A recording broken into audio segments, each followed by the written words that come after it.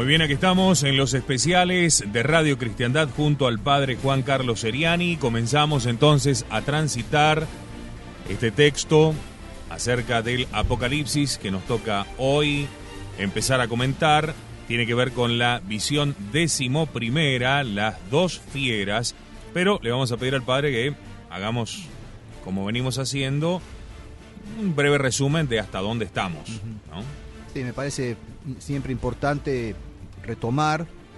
Yo insisto mucho, para aquellos que no por ahí sintonizan por primera vez o que ya nos han escuchado otras veces, pero no lo han hecho. Es importante tener la referencia de ese plan del Apocalipsis y el gráfico.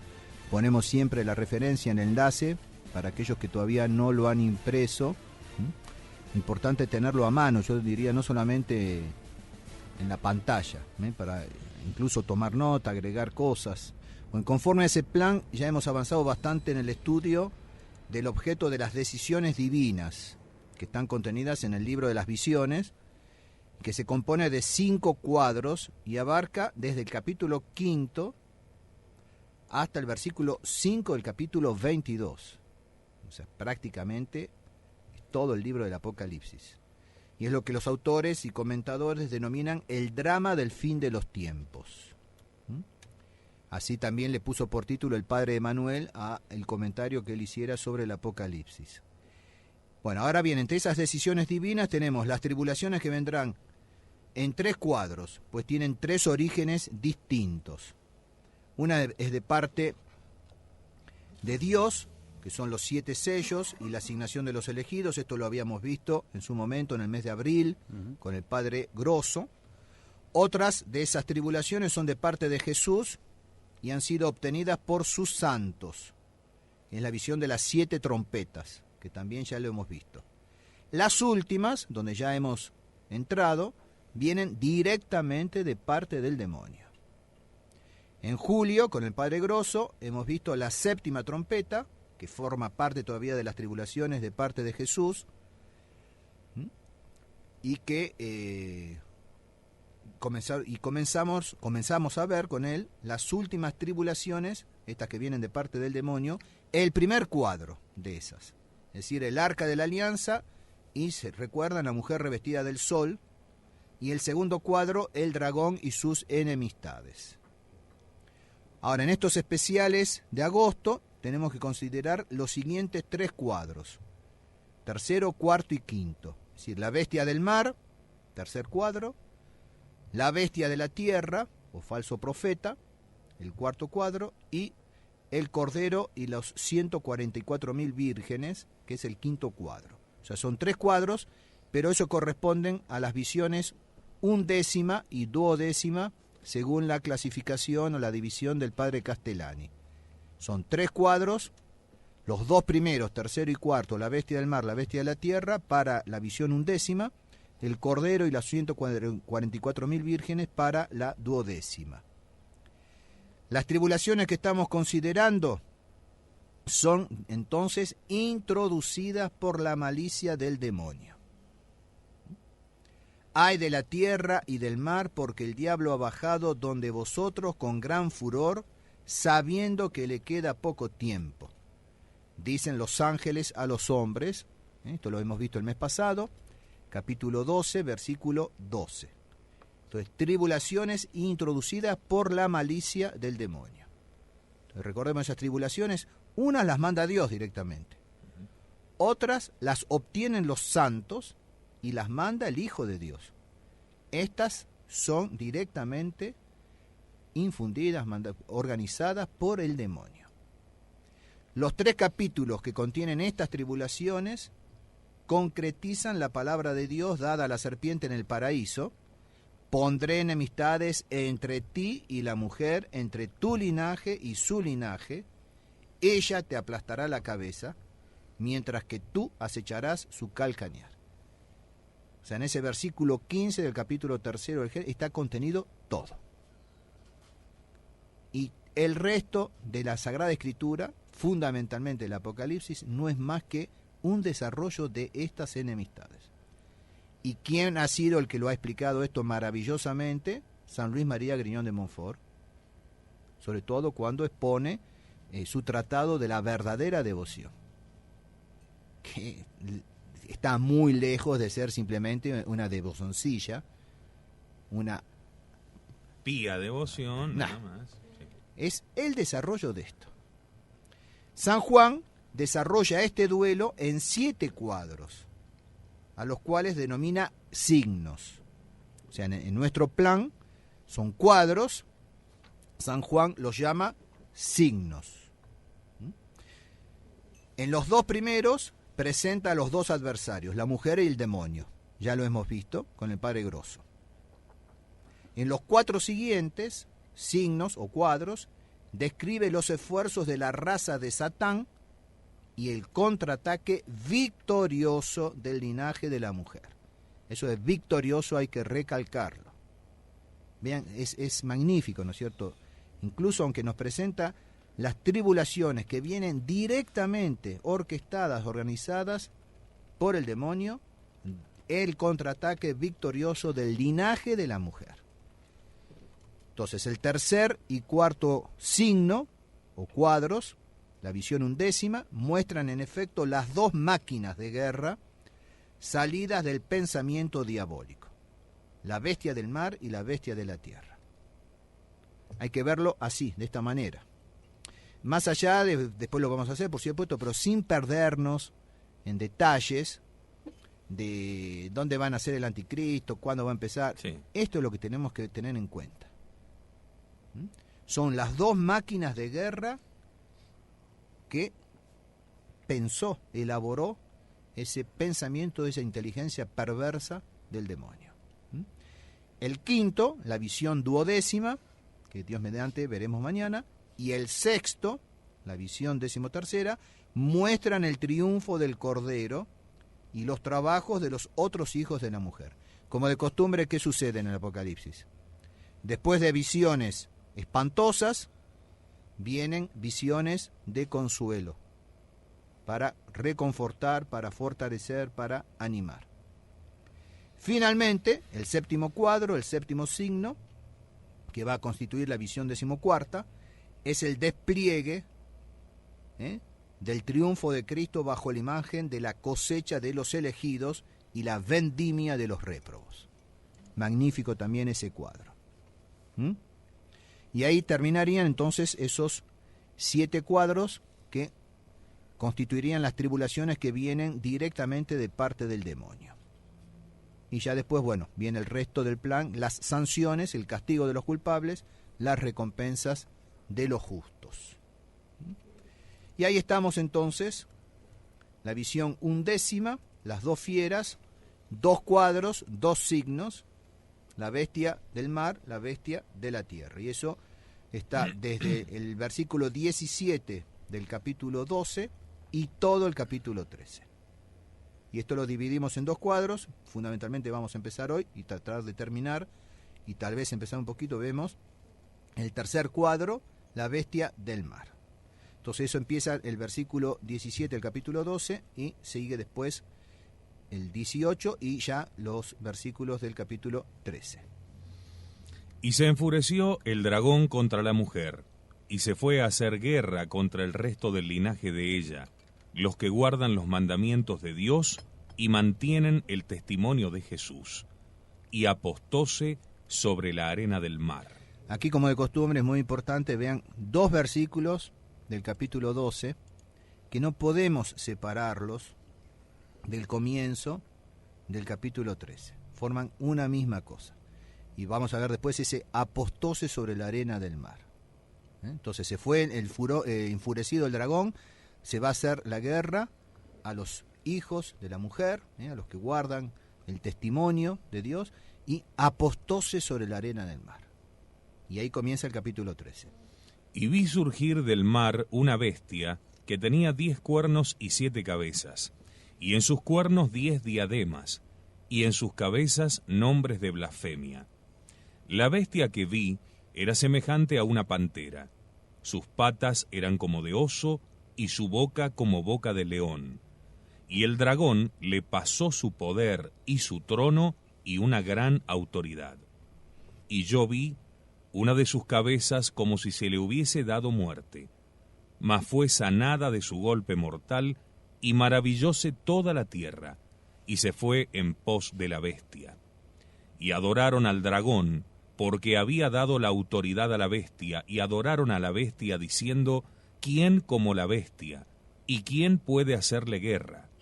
Y se le dio una boca que profería altanerías y blasfemias, y le fue dada autoridad para hacer su obra durante 42 meses. Abrió pues su boca para blasfemar contra Dios, blasfemar de su nombre, de su morada y de los que habitan en el cielo. Le fue permitido también hacer la guerra a los santos y vencerlos, y le fue dada autoridad sobre toda tribu y pueblo y lengua y nación. Y lo adorarán al dragón todos los habitantes de la tierra, aquellos cuyos nombres no están escritos desde la fundación del mundo en el libro de la vida del Cordero inmolado. Si alguno tiene oído, oiga. Si alguno ha de ir al cautiverio, irá al cautiverio. Si alguno ha de morir a espada morirá. En esto está la paciencia y la fe de los santos. Bueno, esto es magnífico. Impresionante. Entonces, tarde o temprano, esto va a suceder. Lo que yo consultaba al padre Lorenzo. Yo no discuto si está sucediendo, si va a suceder mañana. Yo digo, ¿qué van a hacer ustedes cuando esto comienza a suceder? ¿Y cómo preparan a los fieles si es que, ya entrando en la discusión, esto está pronto a suceder? Porque con la cuestión de infundir ánimo, vamos que ganamos, ¿qué van a hacer cuando comprueben que le ha sido dado poder de hacer la guerra a los santos y vencerlos? Se van a romper la cabeza contra la pared y van a decir, ustedes me mintieron. Y como los jugadores del equipo, que el entrenador, ¿no es cierto?, los prepara para ganar 10-0, vamos que ganamos, cuando van, tienen la canasta llena de pepino, escúchame, nos engañaste, nos cambiaste de video, ¿qué nos hiciste ver? Nos trajiste a jugar con otro equipo. Bueno, acá va a pasar lo mismo, ¿eh? Bueno, esto tarde o temprano va a suceder. Lo pinten como lo quieran pintar, no sé, va a suceder. Esto no es alegoría, ¿eh? Que después podamos ver si es más temprano que tarde, eso lo podemos ver. Está bien, perfecto. Pero sí o sí va a pasar, entonces. Uh-huh. ¿Qué irá a pasar cuando venga todo esto y le digan a Monseñor Feliz? Bueno, pero Monseñor Feliz, usted nos habló del rey que iba a venir, ¿no? El Papa Santo, el rey, no sé cuánto. Bueno, entonces, respecto de esto, yo ahora propongo, justamente para no entrar en todas los vericuetos, porque aparte, bueno, después lo vamos a poner en el blog, bien, incluso lo del padre Lacunza, lo del padre Castellani, algunas cosas traigo, pero bueno, yo quise traer algo, no nuevo, novedoso, porque no hay nada de nuevo, novedoso, sino algo que algo menos trillado. Está bien. Menos utilizado. Entonces, ver el aspecto del anticristo, de la bestia del mar, su acción y su castigo, conforme a algunos comentadores, antes de entrar en el comentario propio del padre Castellani o del padre Lacunza. Entonces, en cuanto a su aspecto, la bestia tiene 7 cabezas y 10 cuernos, como el demonio que la suscitó, es decir, más de pasión que de razón. Interesante eso. Por ejemplo, yo eso nunca no lo había encontrado en otro autor. O sea, el hecho ¿Eso de que Castellani? No. La bestia tiene 7 cabezas y 10 cuernos, como el demonio que la suscitó, porque eso está en el capítulo 12, versículo 3. Apareció otra señal en el cielo, un gran dragón de color rojo, color de fuego, con 7 cabezas y 10 cuernos. Ya nos olvidamos del dragón del capítulo 12. Entonces tiene 7 cabezas y 10 cuernos, como el demonio que la suscitó. Es decir, más de pasión, que de 10 cuernos, que de razón las 7 cabezas. Pero a diferencia del demonio, que lleva 7 diademas sobre sus cabezas, como dice el capítulo 12, versículo 3, la bestia tiene 10 diademas sobre 10 cuernos, puesto que ella pondrá su gloria en su violencia. O sea que tienen más diademas. Sobre sus cabezas, en lugar de diademas, tiene nombres de blasfemia, puesto que toda su inteligencia será mechada del peor de los errores, la idolatría. Esto es fundamental también. A veces la gente tiene miedo al anticristo, ¿no es cierto? El aspecto horrible, terrible, feroz, bestial. ¿Y la idolatría? Porque hoy por hoy, una gran cantidad de la población mundial, incluyendo a católicos, y yo arriesgaría incluyendo tradicionales, son idólatras. Idolatran la obra de sus manos. La computadora, el microondas. Idolatran la obra de sus manos. Y es eso. Sobre su cabeza, en lugar de diademas, tienen nombres de blasfemia. El mundo moderno nace blasfemador, decía el padre Valiet. ¿Cuántos católicos e incluso tradicionalistas, ante un infortunio, ante algo realmente feo en la vida, blasfeman? ¿Por qué Dios permitió esto? Es una blasfemia eso, ¿eh? Que me disculpen. No hace falta mandarse una palabrota contra Dios o contra los santos para que sea una blasfemia. El solo hecho de por qué Dios permitió, eso es una blasfemia. Y si no, lean el libro de Job, ¿eh?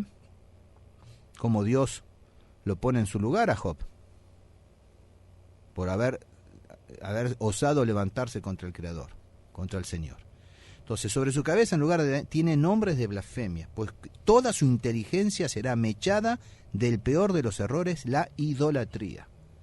Entonces, no inventemos, ¿no es cierto? No imágenes. Claro, a Baal le vamos a hacer un monolito. No. Y ni tampoco esperen que el demonio, ¿no es cierto?, aparezca en Plaza de Mayo o en Plaza Pringles, si estamos en Casa San Luis, ¿no es Rosada cierto? Con informe espantosa, ¿no es cierto? Todo eso, que digamos el texto del Apocalipsis tiene justamente una aplicación. Pero es la idolatría, nombres de blasfemia. Seguimos con el aspecto, versículo 2. La bestia que vi era semejante a una pantera. Sus patas eran como de oso y su boca como boca de león. Monseñor Straubinger comenta, esta primera bestia, y se refiere ahí al capítulo 11, versículo 7 y capítulo 17, versículo 3, esta primera bestia es, según sentencia común, el símbolo de las potencias que luchan contra el reino de Dios o la encarnación del anticristo con sus secuaces. La unión de elementos tan disímiles en la misma bestia significa que las tendencias más opuestas entre sí se unirán para destruir la obra del Redentor, engañando a los desprevenidos con apariencia de piedad y de paz. Bueno, esto tiene aplicaciones concretas a lo de todos los días en lo político, por ejemplo. Y sin ir tan lejos, ¿no es cierto?, con más razón, las reuniones de Asís. Unión de elementos tan disímiles en la misma bestia. Significa que las tendencias más opuestas entre sí, la gente a veces se pregunta, pero ¿cómo puede ser que fulanito se entienda con menganita? ¿O cómo puede ser que en el Senado se junten, etcétera? Se unirán para destruir la obra del Redentor, engañando a los desprevenidos con apariencia de piedad y de paz. Insisto, yo quise traer estas cosas que están en Straubinger, tampoco no las fui a buscar a... Esto está en Straubinger, ¿no es cierto? Catacumbas. Bueno, pero la gente no repara en esto, incluso los mismos, bueno. Y continuamos, señor Straubinger. La historia de la Iglesia es ya una prueba de ello, porque el misterio de iniquidad obra desde el principio, como enseña San Pablo y el mismo San Juan. Pero aquí se trata de la crisis final de este misterio, llevado a su colmo con el endiosamiento del hombre en forma no ya disimulada, como hasta entonces en aquel misterio, sino abierta, desembosada y triunfante. Entonces, para Monseñor Straubinger, un signo de que la crisis está en la parte final del misterio de iniquidad, ¿cuál es? el endiosamiento del hombre, no disimulado, sino abiertamente, en forma desembosada y triunfante. ¿No vemos eso? Se lo ve clarísimo. La religión del hombre. No sé si ustedes escucharon un sermón, ¿no? El domingo pasado. Sí. Las palabras de Pablo VI al final del concilio. Exacto. La religión de Dios hecho hombre se encontró con la religión del hombre hecho Dios y no hubo censura, no hubo encontronazo. Por eso quise poner esa cita, ¿no es cierto? También que hace referencia, por supuesto, a la parábola del buen samaritano, mal aplicada por Pablo VI, pero son terribles las palabras de Pablo VI. Son diabólicas. Y como yo les dije el domingo, no está puesto ahí en el sermón que salió en el blog, pero ese discurso de clausura del concilio sintetiza, resume todo el concilio. Es un resumen perfecto de todo el concilio. Entonces, que no me vengan a decir después que hacemos del concilio una super herejía. Por supuesto, nos quedamos cortos. Es una super herejía. Entonces, la historia de la Iglesia es una prueba de esto, porque el misterio de iniquidad obra ya desde el principio. Pero aquí se trata de la crisis final de este misterio, llevado a su colmo con el endiosamiento del hombre en forma no ya disimulada como hasta entonces, sino abierta, desembosada y triunfante. Que me cuelguen el cartelito que me quieran colgar, ¿no es cierto? Que me vengan a decir, el padre Seriani sigue una vez más el jueves 23 de agosto anunciando el próximo fin del mundo. Mentira. Pero yo no puedo dejar de ver esto. Yo no estoy hablando del fin del mundo, estoy hablando de esto. La crisis final del misterio de Iquinar, que ya está obrando desde el comienzo en la historia de la Iglesia. Estamos en la crisis final de la crisis final. Es como si un médico dijera, es un canceroso terminal. Estamos en los últimos 3 meses.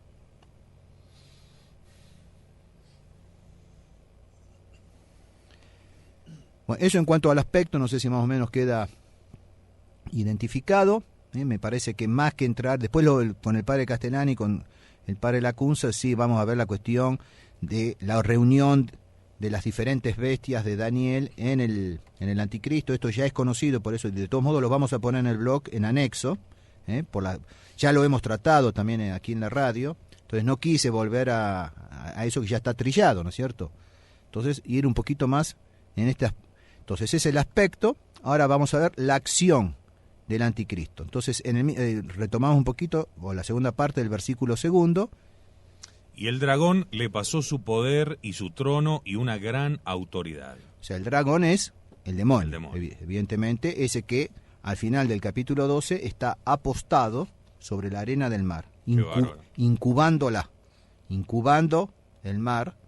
De la misma manera, es una figura muy interesante esta, ¿no? De la misma manera que al comienzo de la creación, después de haber creado Dios el cielo y la tierra, pero era informe y era tinieblas, y el Espíritu Santo incubaba, ferebatur en latín, era llevado, pero no es simplemente llevar, sino que incubaba esa creación de Dios, el Espíritu Santo, para justamente germinarla.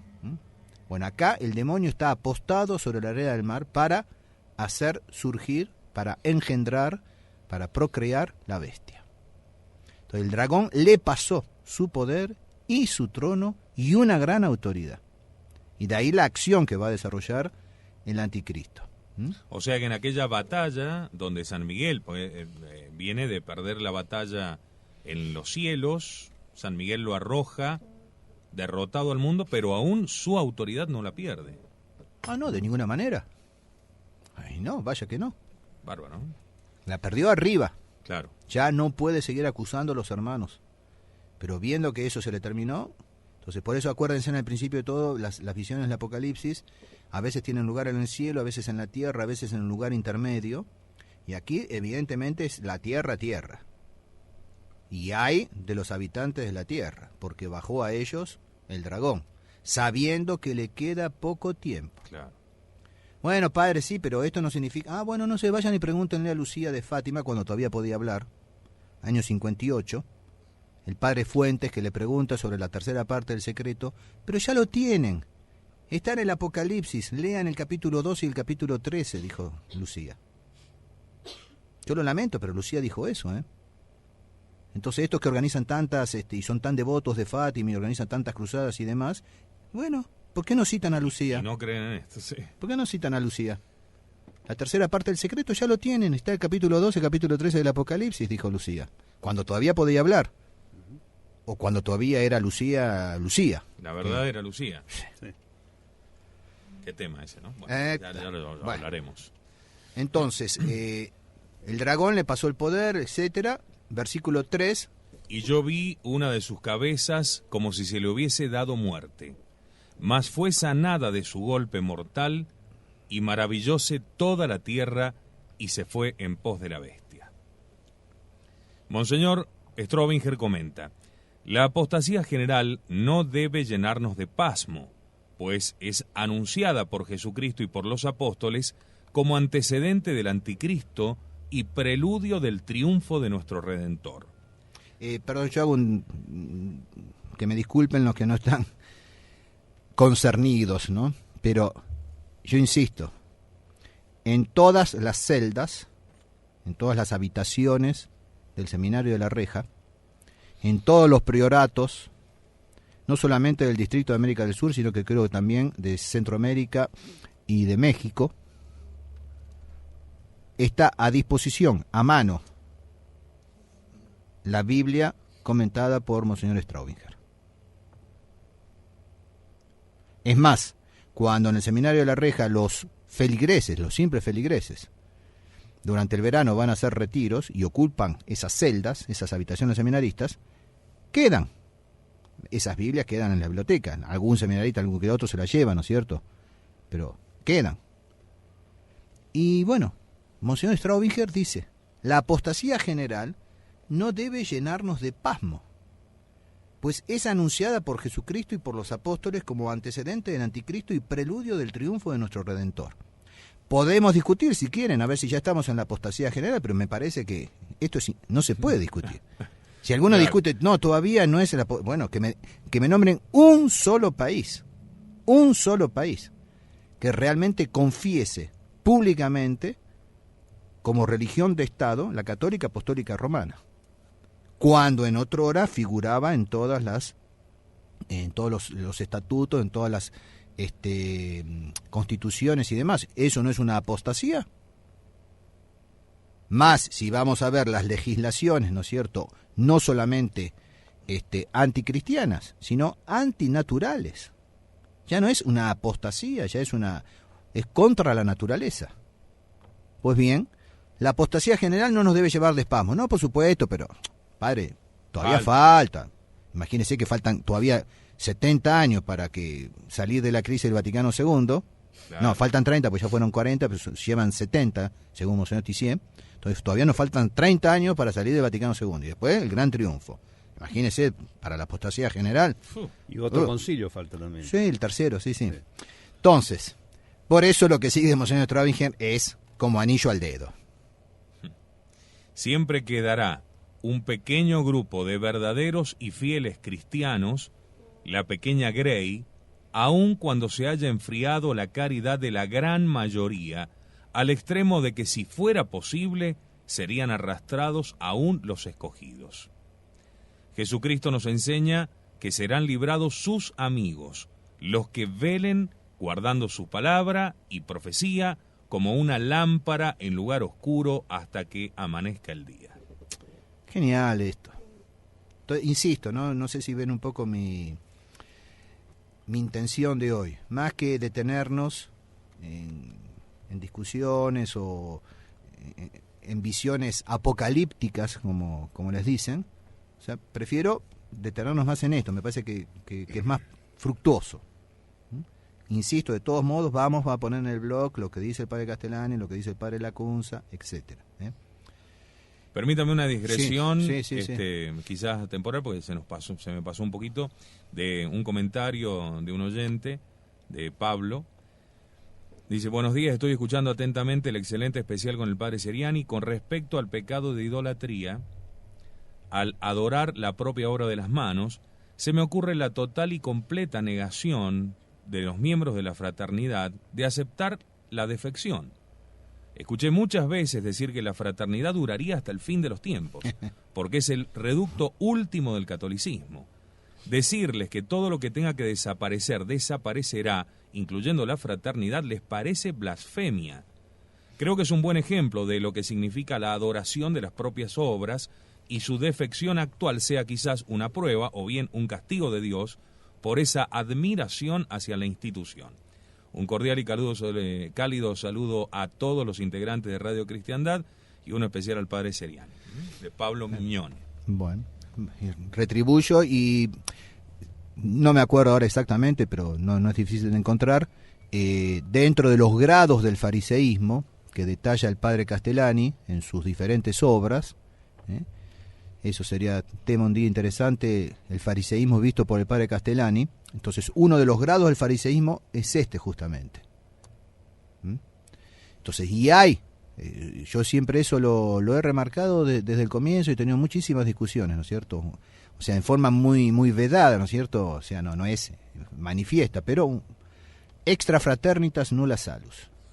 Y atribuyéndole a la fraternidad las prerrogativas de la Iglesia. Y eso es fariseísmo. Y esto no lo digo yo ahora que me fui de la fraternidad. Los que me conocen saben que yo esto lo discuto del año 83.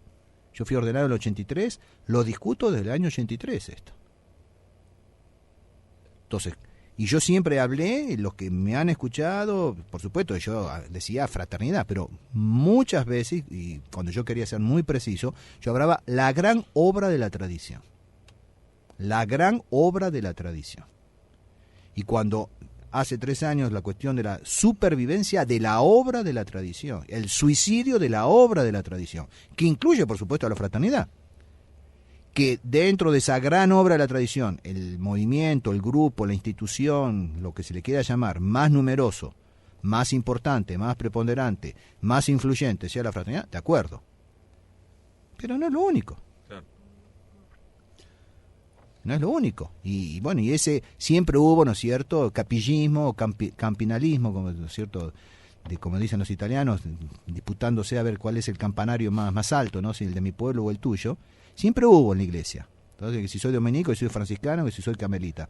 Bueno, soy de la fraternidad, soy dominico, soy hoy por hoy. Pero bueno, siempre hubo eso, lamentablemente.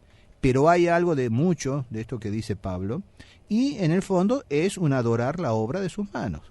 El bebito, ¿no es cierto?, que yo adoro, que lamentablemente hoy le salió mogólico. Y por eso lo quiero más.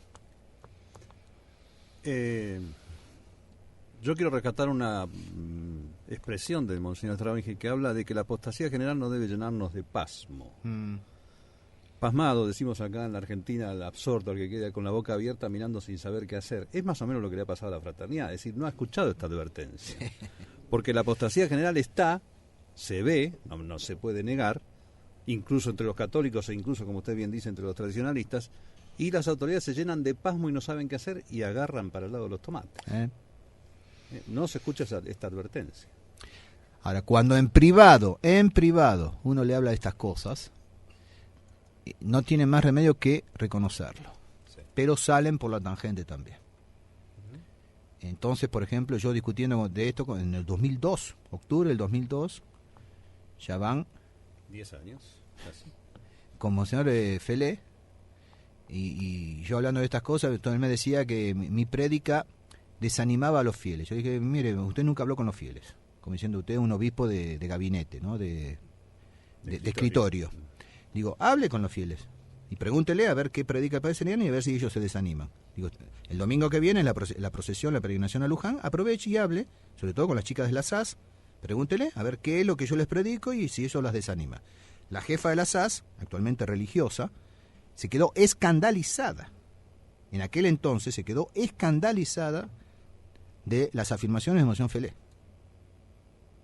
Hoy en día también estas adoran la obra de sus manos, ¿no es cierto? Pero bueno, y Monseñor Felé, cuando yo lo cerqué con argumentos, hay que preparar los fieles para la cruz. Hay que preparar los fieles para el martirio. Y Monseñor, entonces, ¿qué me está diciendo? ¿Qué me está diciendo? Por supuesto, y entonces, lógico. Usted los está preparando para el triunfo, no para la cruz y para el martirio. Entonces, ¿por qué en privado ese reconocimiento y después en público? Y lo mismo pasó el 15 de agosto del 2008, cuando, como este año, ¿no es cierto?, hace poquito, el 15 de agosto, él clausura esas universidades de verano en Francia, el 15 de agosto, que es feriado, en plenas vacaciones, con una procesión en Saint-Malo, sermón de la misa pontifical, en la cual él cita el Apocalipsis, cita a Nuestra Señora de la Salette, y al terminar la misa un grupo numeroso de fieles se le va al humo, entusiasmados estos fieles, de por fin escuchar la moción feliz sobre la... No, ustedes me han entendido mal, y rebobinó. Esto me lo dijo un compañero mío que estuvo presente, con el cual habíamos pasado todo el mes de julio justamente en Martinica, hablando de estos temas, y fue él que compró los libros del padre Castellani, el francés este. Me dijo, le mando una perlita, me manda el sermón de Monseñor con la anécdota final. Ustedes me han entendido mal, cuando tenía que haber dicho, esto es lo que los fieles necesitan, esto es lo que están anhelando de que les prediquemos, y no solamente predicar, sino les hagamos practicar con ese programa para vivir en la inhóspita trinchera. Que, yo insisto, es mi programa, y desearía que fuera el de todos, por lo menos los que me escuchan a mí. Ahora, qué responsabilidad enorme esa omisión en la preparación de los fieles, ¿no? Porque cuando llegue el momento, justamente, no van a estar listos para ese combate. Imagínese. Jesucristo nos enseña que serán librados sus amigos, los que velen guardando su palabra y profecías como una lámpara en lugar oscuro hasta que amanezca el día. Esa frase de Monseñor Straubinger es magnífica. Bueno, seguimos con la acción del demonio, versículo 4. Y adoraron al dragón porque había dado la autoridad a la bestia, y adoraron a la bestia diciendo, ¿quién como la bestia? ¿Y quién puede hacerle guerra? Bueno, ahí no pongo comentario, ¿no es cierto? Pero vean el atrevimiento, la audacia, de justamente retomar las palabras de San Miguel Arcángel, cuando al comienzo de la creación se revela el demonio. Interesante, le releía los otros días, el segundo día de la creación fue la rebelión de los demonios, de los ángeles rebeldes. Y yo no había reparado en esto. Interesante cómo a veces hay que releer las cosas y con comentaristas. El segundo día de la creación, cuando Dios en el Génesis, ustedes se acuerdan, ¿cierto? Lo leemos todos los años, el sábado de gloria. Dios va haciendo las cosas y dice, al final de cada día dice, y vio que era bueno, y Dios bendijo la obra que había hecho. Es el segundo día, no están esas palabras. Y es una tradición que viene de los hebreos, y retomada por muchos padres de la iglesia, que sería ese lunes. El primer día de la creación es el domingo, el lunes, la rebelión del demonio, de Lucifer. Y bueno, cuando se revela, reacciona el príncipe de la milicia celestial, ¿quién como Dios? Acá retoman los adoradores del dragón y de la bestia, ¿quién como la bestia? ¿Quién puede hacerle la guerra? A esa audacia van a llegar. Ahora, aquí queda claro que son hombres, pues son los adoradores, sí, y que reconocen que la autoridad que tiene el anticristo le viene del demonio. Totalmente. O sea, no hay engaño en ellos. Saben perfectamente quién le ha dado el poder y a él le adoran. O sea, digo porque hay como un contrapunto con respecto a aquella frase donde dice, y se hará adorar como Dios. Uh-huh. De la segunda Tesalonicenses. Claro. No, acá le van a... o sea, la idolatría va a ser... Eso va a ser para los que no estén dentro de este grupo. O sea, los otros creerán, se llevarán por los falsos prodigios, etcétera, etcétera. Pero ciertamente aquí hay un gran grupo, al menos, que sabe cuál es el origen. Pero en esto también, ya no es del año pasado, ya hace más de 30 años, 40 años... Yo ya perdí la cuenta de esto, pero que el demonio está exigiendo un culto público y se le rinde un culto público, concretamente a veces a través del rock y los festivales de rock y los grupos de rock y las consignas y esos mensajes subliminales, los títulos, o sea, los nombres de esos grupos. Sí, los signos, las imágenes y demás. Es clarísimo, más de una vez nosotros hemos dicho, llevar solamente, introducir en casa, ¿cómo se llama? Los long plays que eran, ¿no es cierto? Venían esos sobres.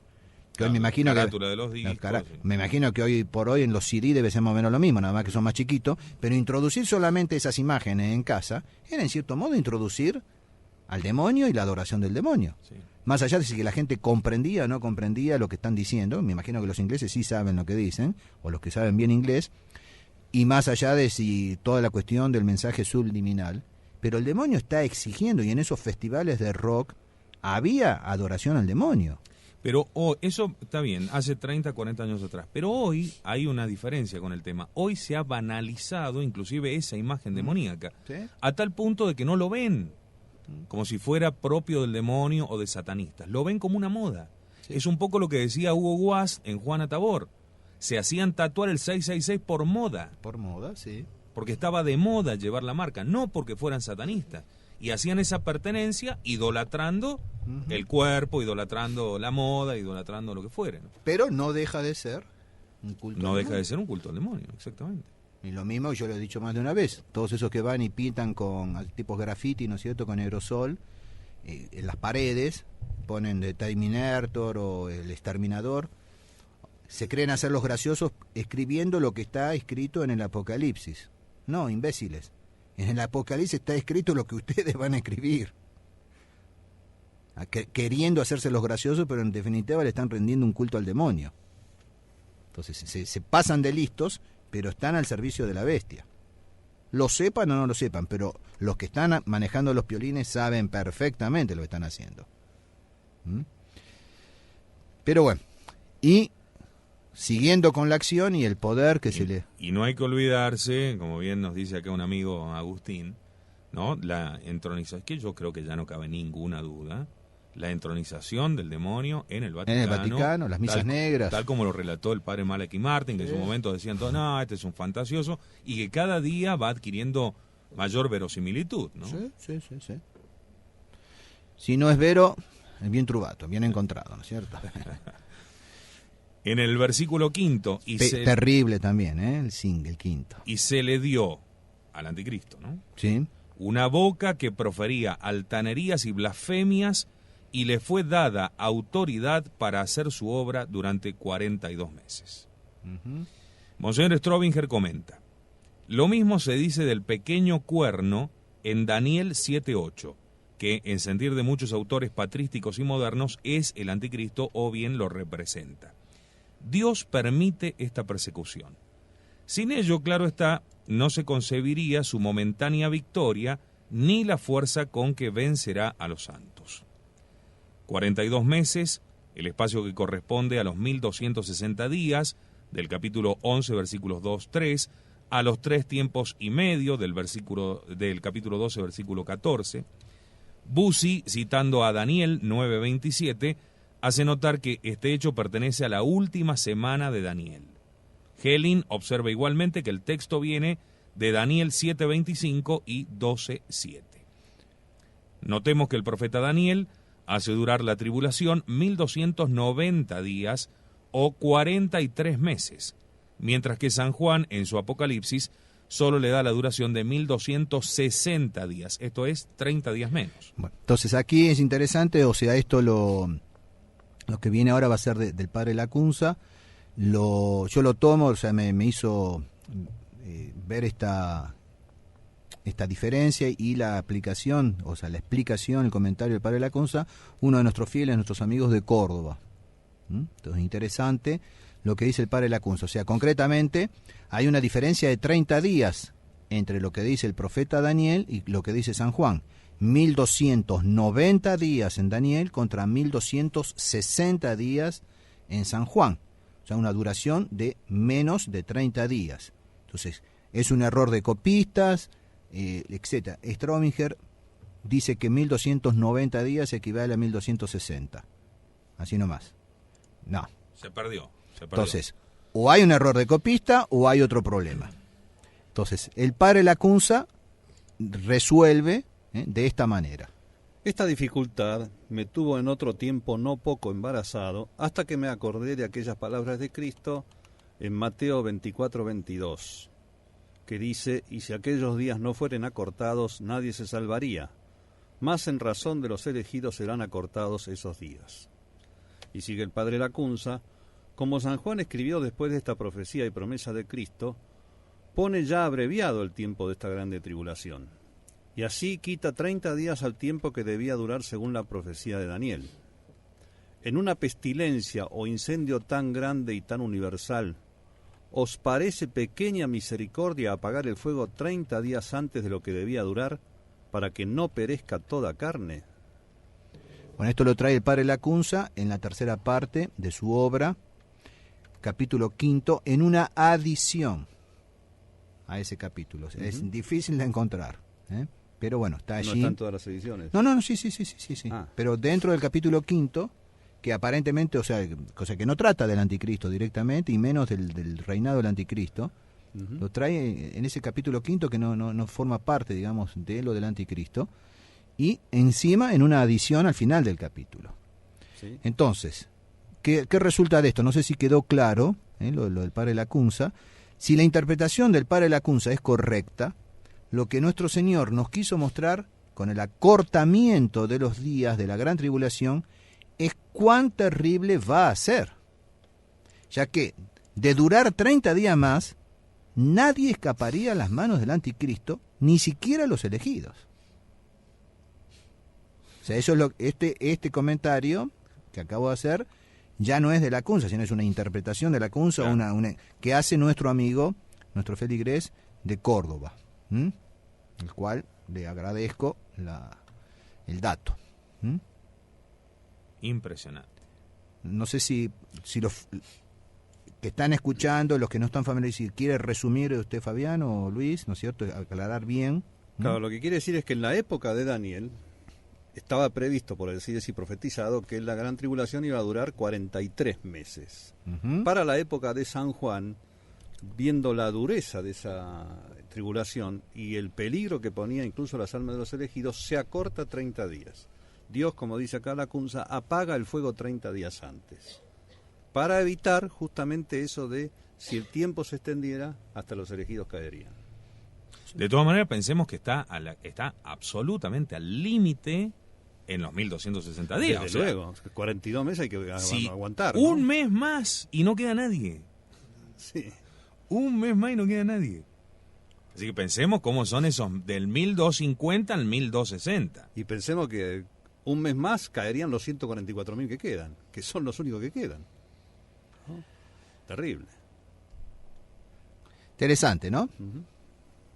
Entonces esto... A usted mete miedo, padre, listo. Sí, no, cortémosla acá. Ustedes muchas gracias. No. Usted realmente nos ha tirado el piso. No, eso acuérdense en lo de Daniel, ¿no es cierto? Después viene la bienaventuranza. Bienaventurado el que llegue a 1300, o sea que son 45 días más. Que también se acortan, por supuesto, o sea que pasa lo mismo, hay que a esos 1300 y pico, o sea de los 1290, 45 días más que lleva 1300 y pico, también hay que sacarle 30.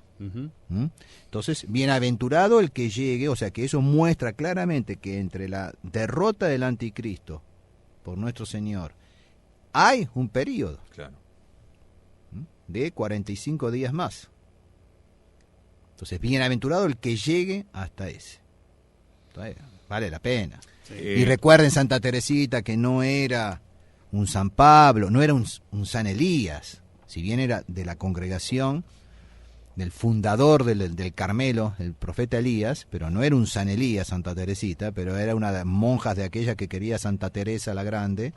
Yo quiero que mis monjas sean mujeres de pelo en pecho, decía Santa Teresa de Ávila. Bueno, Santa Teresita, ¿no sé? Deseaba ella vivir en la época del anticristo.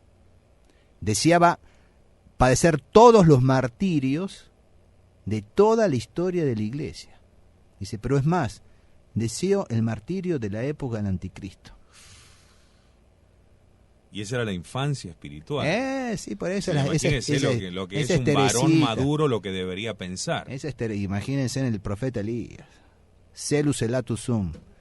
He combatido con gran celo. Celus elatus sum es una redundancia de hebreo. Celus elatus. Estoy llevado por un celo impresionante por la gloria de Dios, que es lo que lo lleva al padre Méramo, ¿no es cierto? Mejor que no se le cruce. Sí, no, por supuesto. Claro. Que den gracia que no soy Elías, dice el padre Méramo, ¿no? Ahora, a mí me parece que con temor y con temblor, ¿no? Todos nosotros, los que están escuchando, también lo desean. Con temor, con temblor, no sabiendo si uno podrá resistir o no, pero ¿quién de nosotros no desea ser parte de esto y estar en ese momento? Yo creo que el mismo ánima, ¿no? La misma magnanimidad de un católico tiene que llevar a desear esto. ¿Y quién no quiere ver el triunfo de Cristo? Además, a Cristo triunfante, aunque haya que pasar por esto. Pero el hecho mismo de estar pasando por esto ya significa, ya llega. Ahora, nuestro amigo Alberto Guzmán nos preguntaba si cabe la posibilidad de que no sean días literales, teniendo en cuenta que en otros pasajes, hemos hablado ya algo de esto en algunos de los anteriores especiales, se hace referencia a, por ejemplo, 1000 años son como un día. Y entonces podría darse la posibilidad de que, claro, porque la imaginación al presentar los 30 días de Quita, ¿no?, de la gran tribulación, nos parece poco, viéndolo desde ahora, o sea, viéndolo desde acá nos parece poco. En aquel momento un día va a pasar con, ¿viste cuando tengo un dolor de muela? Sí, no pasa más la hora, como si me tomé el analgésico, no pasa, bueno, así. Y entonces yo creo que es lógico plantearse que si estuviéramos hablando de años, 30 años es una barbaridad, y 1260 años de dominio del anticristo es una locura. Que esperen el sermón del 15º domingo de Pentecostés. Voy a hablar sobre la muerte, ¿no es cierto? La resurrección del hijo de la viuda de Naín. Pero hay una aplicación de San Francisco de Sales a propósito de desear la muerte, qué sé yo, aunque más no fuese pasando por el purgatorio. Dice, bueno, cuando estén en la puerta del purgatorio y se den cuenta que tendrían que pasar un solo día de purgatorio, preferirían pasar miles de años sufriendo aquí en la tierra. Claro. Entonces, dejemos el purgatorio, dejemos el anticristo, el sufrimiento. Entonces, si van a ser 30 días o no, no sé, pero si que nos toca pasar por ahí, que nos encuentre bien dispuestos y para soportar 3 minutos, si es que van a ser 3 minutos, 3 horas, 3 días, 30 días, 300 días, 3000 años, no sé, pero va a ser durísimo. Por eso digo, más que perdernos en esas cosas, pues si empezamos a jugar que las 70 semanas y son 70, entonces ya no salimos del tema, van a empezar a escribir 500.000, que no, entonces no se trata de eso. Claro. Como no se trata de si va a ser mañana o si va a ser en el 2014 o en el 2018. No se trata de eso. Justamente yo no entro en esas especulaciones. Entonces, la Sagrada Escritura reiteradamente habla de días y que coinciden con meses y que coinciden con años. 3 años y medio, 42 meses, 1260 días. La única diferencia que hay, 1290 y 1260, que, bueno, la explicación de la Cunza es plausible. Claro. Si hay una explicación otra, bueno, hasta ahora yo por lo pronto no había encontrado otra. Entonces, estábamos en la cuestión de la acción, y versículos ahora 6 y 7. Dice así: abrió pues su boca para blasfemar contra Dios, blasfemar de su nombre, de su morada y de los que habitan en el cielo. Le fue permitido también hacer la guerra a los santos y vencerlos.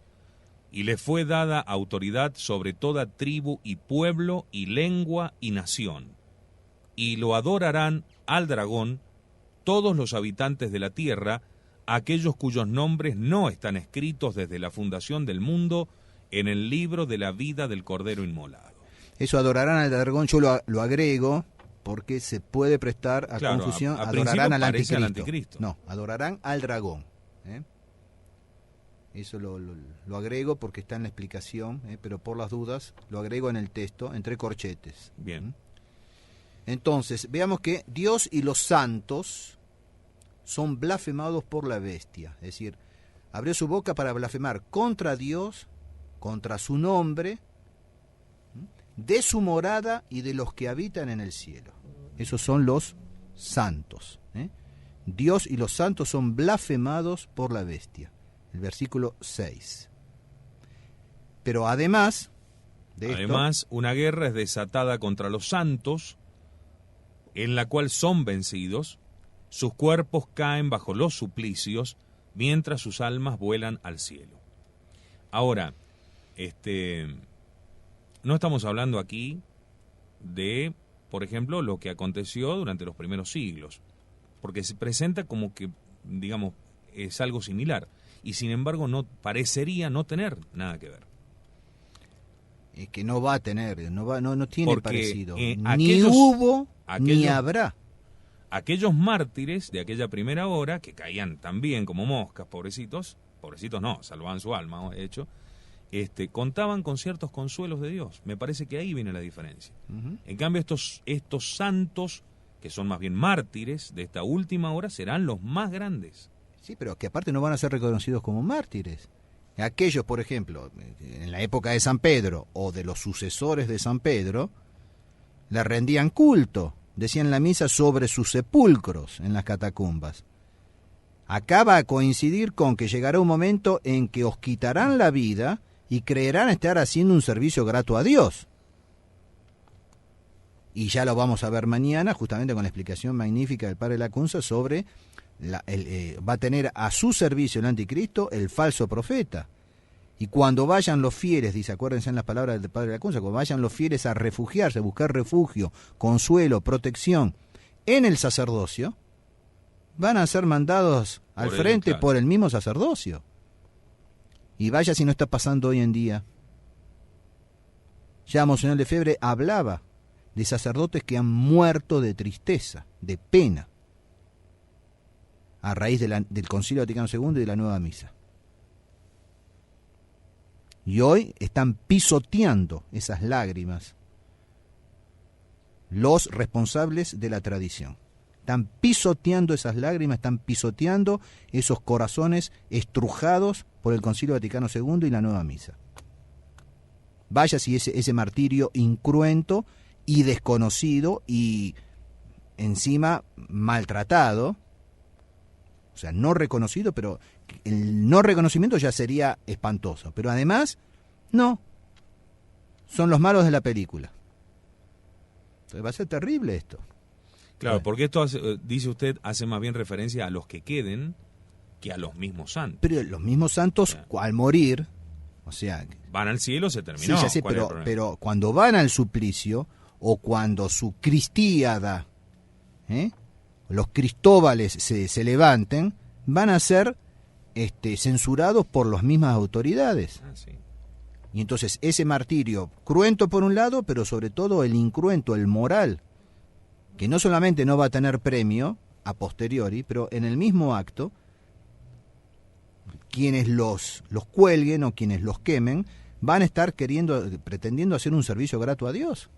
O cuando esa jovencita entregue a su padre, o cuando ese padre entregue a su jovencita, o cuando la suegra entregue a la nuera, o cuando la propia madre a sus hijos, es bueno, y pensando hacer un servicio grato a Dios. Voy contento al martirio. Claro, en la peor O de sea, las injusticias, sin consuelo ni humano, posiblemente tampoco Porque el divino, que me está arrancando los ojos sea Valeriano, da gusto. bueno, pero si el que me arranca los ojos se llama... Felé, Bueno, epa, no es lo mismo. qué cosa. Bueno, Entonces, una guerra es desatada contra los santos, en la cual son vencidos.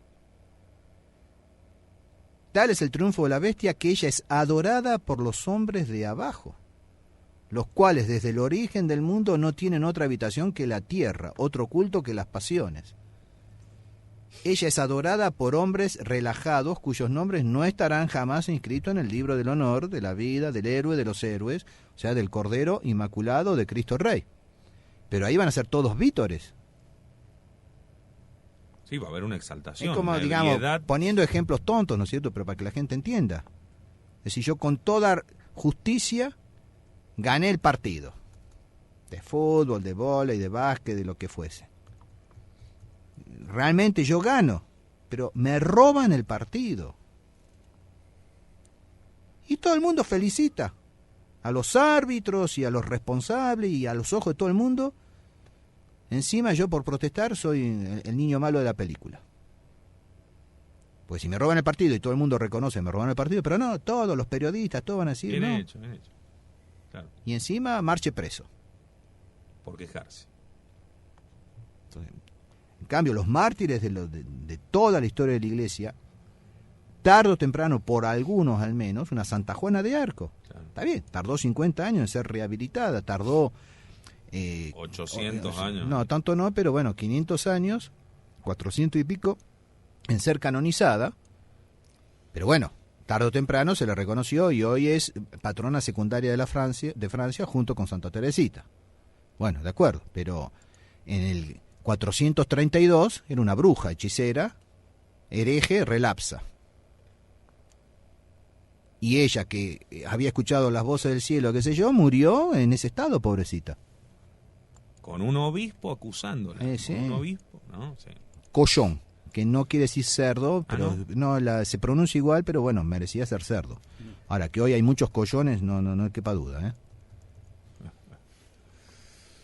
O como decíamos, señor Laice, obispillos. Como bien dice Pablo también, también tenemos la asimilación con el pasaje de la matanza a los dos testigos, ¿no? Ver la euforia de la gente que llegaba a mandarse regalos, felicitándose porque los habían matado estos Que tipos. eso va a suceder, va a formar parte justamente del preludio va a ser el preludio del anticristo. Y uno dice, pero esto no cabe en la cabeza. ¿Cómo va a entrar en la cabeza que la gente se mande regalos porque matan a dos tipos?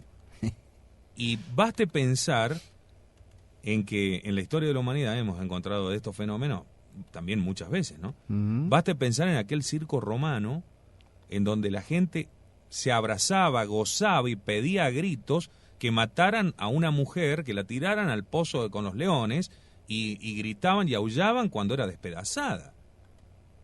O sea, lo enterraban hasta los codos mientras venía una bestia para comerles la cabeza. Y la gente gritaba eufórica allí. Después dicen, salían destrozados. Nadie, dice el padre Castellani, ¿no? Nadie puede salir eufórico del baño de sangre. No. Pero en ese momento la euforia era total. Mataban a niños, mataban a ancianos. Bueno, dice Monseñor Strobinger, comentando este pasaje, para obtener esta gloria y poder del anticristo sobre todo el mundo, que le serán dados por el dragón precipitado a la tierra, el anticristo habrá hecho sin duda esos actos de adoración del diablo que Jesús le negó a y a cambio del cual Satanás le prometía ese mismo poder y gloria que él tiene como príncipe de este mundo.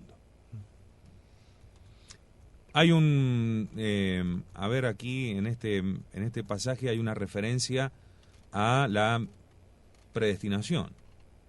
Desde la fundación del mundo están inscriptos los que se han de salvar en el libro de la vida y los que no. Y es duro esto. Lógico que es duro.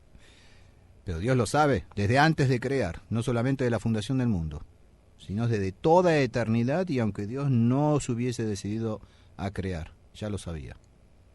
Antes de que hubiera hecho ni bien ni mal, odié ya a Esaú y amé a Jacob.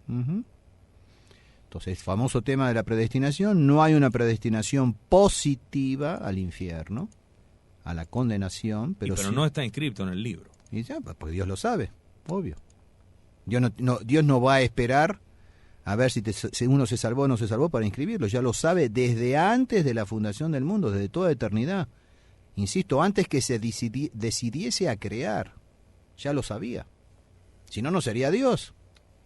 Y eso es lo que confunde tanto. Y bueno, justamente llega un momento en que con San Agustín, si non fis errare, nolite scrutare. Si no te quieres equivocar, no escrutes, no investigues. No vayas más allá de... porque te cae el poder. Entonces, y si no, más simple, la imitación de Jesucristo, el Kempis. ¿Qué harías tú si supieras que estás predestinado? Entonces, ¿qué harías tú si supieras que estás predestinado? Entonces, ¿qué me contestaría la gente? Robaría, chuparía. No, si yo supiera que estoy predestinado, ¿qué haría? Bueno, piensen, reflexionen. Bueno, haz eso y vas a estar predestinado. Contesta la invitación de Cristo. Simple. Pues dudo mucho que alguien, si yo supiera que estoy predestinado, de todos modos, como Dios está obligado, ya que estoy predestinado, está obligado a llevarme al cielo, me voy a portar mal. No, nadie va a decir eso.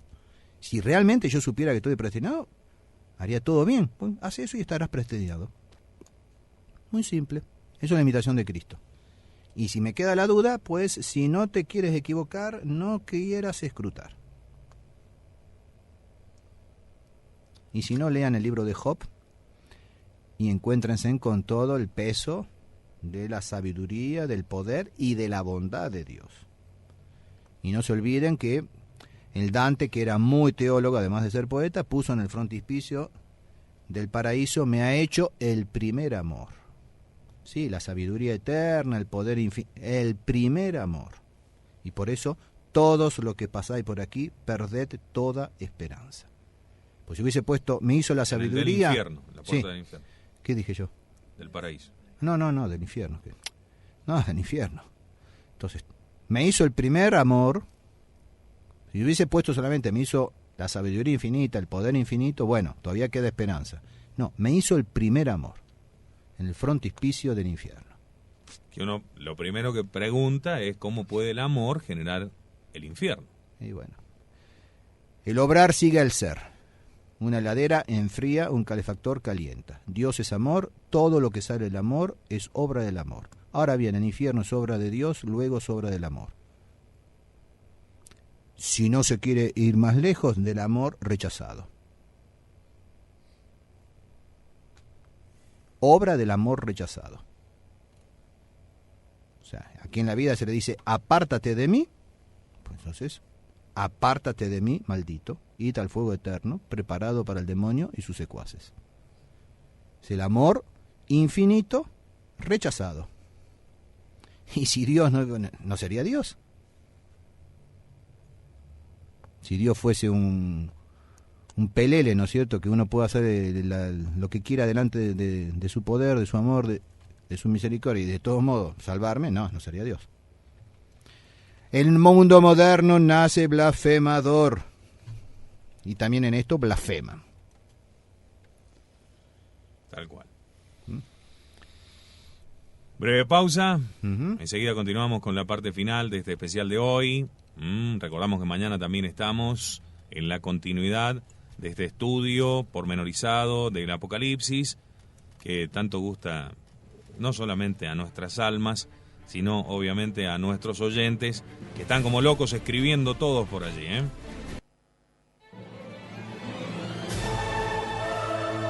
Usted está sintonizando la primera radio documental del país. Radio Cristiandad, hecha por católicos tradicionales, veraces, sin compromisos políticos ni económicos, y que solo obedecen a la Santa Iglesia Católica. Radio Cristiandad, en el 97.1 de la frecuencia modulada. La verdad absoluta se hace radio.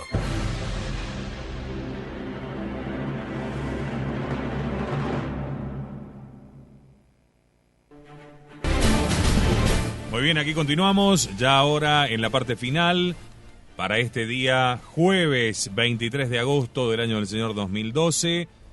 Seguimos aquí con el Padre Seriani. ¿Está, Padre? Sí, está. Bueno, Lobo está. Vamos a continuar entonces con este tema apasionante. Realmente agradezco muchísimo a toda la gente que se comunica con nosotros y que están preocupados, están atentos, se han puesto las pilas. Me gusta eso, vamos nomás, que eso es lo importante. Tomar conciencia, conocer. Como decía muy bien uno de nuestros oyentes que está conectado con nosotros. ¿Cómo no vamos a estar como locos los oyentes? Si esto es, como ya se ha dicho, lo que necesitamos escuchar los fieles. Si en vez de andar predicando acuerdismos y procurar soluciones diplomáticas y políticas, las autoridades de la fraternidad hubieran predicado estas cosas con el mismo ahínco, hoy seríamos un ejército preparado para afrontar la persecución y el martirio. ¿Habrá batallón o un pelotón al menos? Bueno, digamos que por ahí puede llegar a haber un grupo de tareas especiales, pero nada más. No, soldados aislados. No. Bueno, muy bien. Indios, sin caciques. Indios sin caciques. Esos francotiradores que quedan al final de la batalla. No, yo creí que iba a decir al final de las revistas. Ahora, hablando de eso, para el que forma parte de la cofradía y quiera tomar candela o ponerse el sayal, yo prefiero ser un francotirador y no un soldado al cual el general le hace de poner las armas. Claro.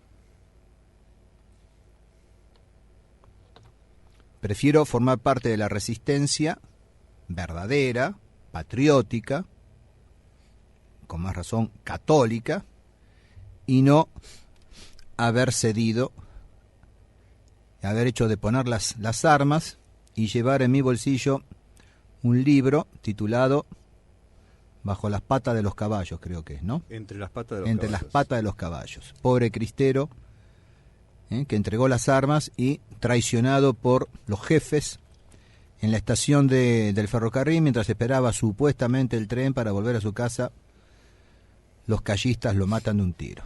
¿Quién te manda a ponerte entre las patas de los caballos? Entonces prefiero seguir siendo un francotirador y seguir tirando mientras tenga balas. Eso no depende de mí, depende de Dios el tener balas. Objetivos tengo a rolete. Esa frase la dice Decir que no es Elías, usted tampoco, padre, ¿no? Esa frase la dice el funcionario policial al cual los deudos del muerto le van a reclamar. Pero evidentemente los caballos a que se refirió ese policía no fueron los caballos propios, sino aquellos que entregaron a los soldados. Evidentemente. Por supuesto, los obispos y el Papa, Pío XI. Sí. No estamos hablando de ni Juan XXIII ni de Benedicto, ¿eh? Estamos hablando de la traición que vino desde Roma, bien orquestada por la masonería, para entregar a los cristeros. Y lo mismo le va a pasar a los cristóbales con Monseñor Panchampla. Vaya si tenemos monseñores Panchamplas. Para el que no sabe, son personajes, ¿no es cierto? Los cristóbales y Monseñor Panchampla son personajes del libro Su Majestad Dulcinea del padre Castellani, que por supuesto el personaje central es Luis Namuncurá, alias el cura loco. Entonces, para loco ya tenemos bastantes, ¿no es cierto? Sí, claro. Pero bueno, que lean los cristóbales, la hazaña de los cristóbales en Su Majestad Dulcinea.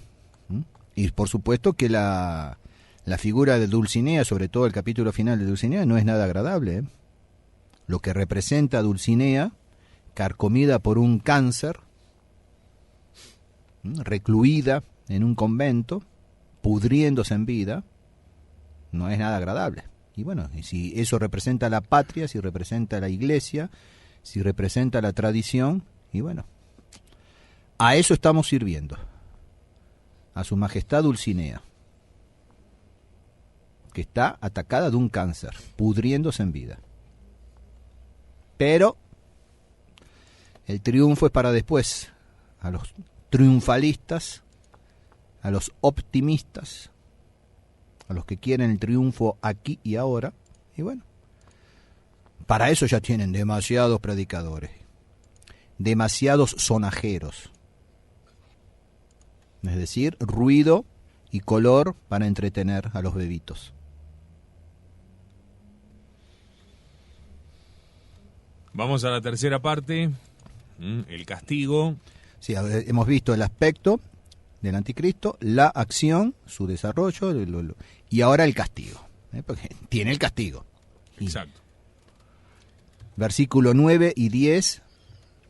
Si alguno tiene oído, oiga. Si alguno ha de ir al cautiverio, irá al cautiverio. Si alguno ha de morir a espada morirá. En esto está la paciencia y la fe de los santos. La bestia y sus secuaces serán castigados por allí por donde han pecado, y esto será la recompensa de la fe y la paciencia de los santos. Eso es hermoso. El texto está tomado en Jeremías 15, 1, 2, y me dijo Yahvé, aunque se me pongan Moisés y Samuel por delante, no estará mi alma por este pueblo. Échales de mi presencia y que salgan. Y como te digan, ¿a dónde salimos?, les dices, así dice Yahvé, quien sea para la muerte, a la muerte, quien para la espada, a la espada, quien para el hambre, al hambre, y quien para el cautiverio, al cautiverio. Según Monseñor Strobinger, no se trata aquí de que el que a hierro mata, a hierro muere, sino de que no hemos de rebelarnos contra las persecuciones, las cuales en el plan divino están destinadas a manifestar y perfeccionar a los santos. Para un cristiano el lema no es, como para el mundo, fuerza contra fuerza, sino paciencia y firmeza en la fe. De ahí que no sea en el terreno del mundo donde hemos de desafiarle. No lea eso. Pues vemos que en él siempre vencerán. ¿Dónde está la ellos. política? Claro, la diplomacia. Por eso, inclusive la imagen del pelotón, de el grupo de tareas y todo, no es apropiado. Es un grupo de resistencia, ¿no? Es la inhóspita trinchera. Para el que no lo conoce, hemos hecho los especiales en diciembre del año pasado. Vuelvan a eso. El programa para combatir en la inhóspita trinchera. No es en el terreno del mundo donde hemos de desafiarle, pues vemos que en él siempre vencerán ellos. Es que no han experimentado, no han escarmentado. No basta lo que le pasó a Monseñor Lefebvre. Nuestras armas son las espirituales. Pero padre, ¿no ve que todo esto es política? No lo veía, lamentablemente me lo acabo de enterar. Se terminó, Monseñor, no lo sigo. En política no lo sigo. Y no me venga a usar políticamente las cruzadas de Rosario, porque eso es eso ya es realmente... Una especie de simonía, ¿no? Dios mío. Usar a Nuestra Señora para la política. Nuestras armas son las espirituales según nos enseña Dios en la Sagrada Escritura. Todo ese comentario de Strobinger. Uh-huh. Ahora hay otra cosa, como decía Fabián, lo del pelotón. Yo creo que de los 144.000 elegidos, cada uno no va a saber nada de los otros 133.999. 139.999 o 143.000, bueno, no sé. Bueno, cada uno no va a saber nada de los otros, es decir, va a estar aislado. Sí, ¿a qué? ¿A dibujar? A acomodar números. O a no saber lo de los otros. Claro, también. No, pero en serio, va a haber una soledad lo que espantosa, pueden los ¿no? especiales de Radio Cristiandad. Bueno, por favor. Inhóspita trinchera. Claro. Y si yo saco la cabeza para ver lo que pasa a la izquierda, a la derecha, me la vuelan. Exactamente. Y no preocuparme tanto por lo que tengo adelante de la trinchera, preocuparme por lo que tengo detrás. Porque vienen de atrás. Entonces más vale estar solito en la trinchera que mal acompañado. Aguantando. Sí, aguantando la bandera, de pie.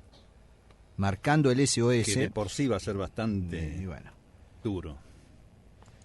Bueno, hasta ahí más o menos, digamos, no lo desconocido, porque evidentemente que no hay tanta cosa desconocida, pero bueno, cosas que sobre lo cual normalmente los habituados, los habitué al padre Castellani u otros comentadores no tienen acceso.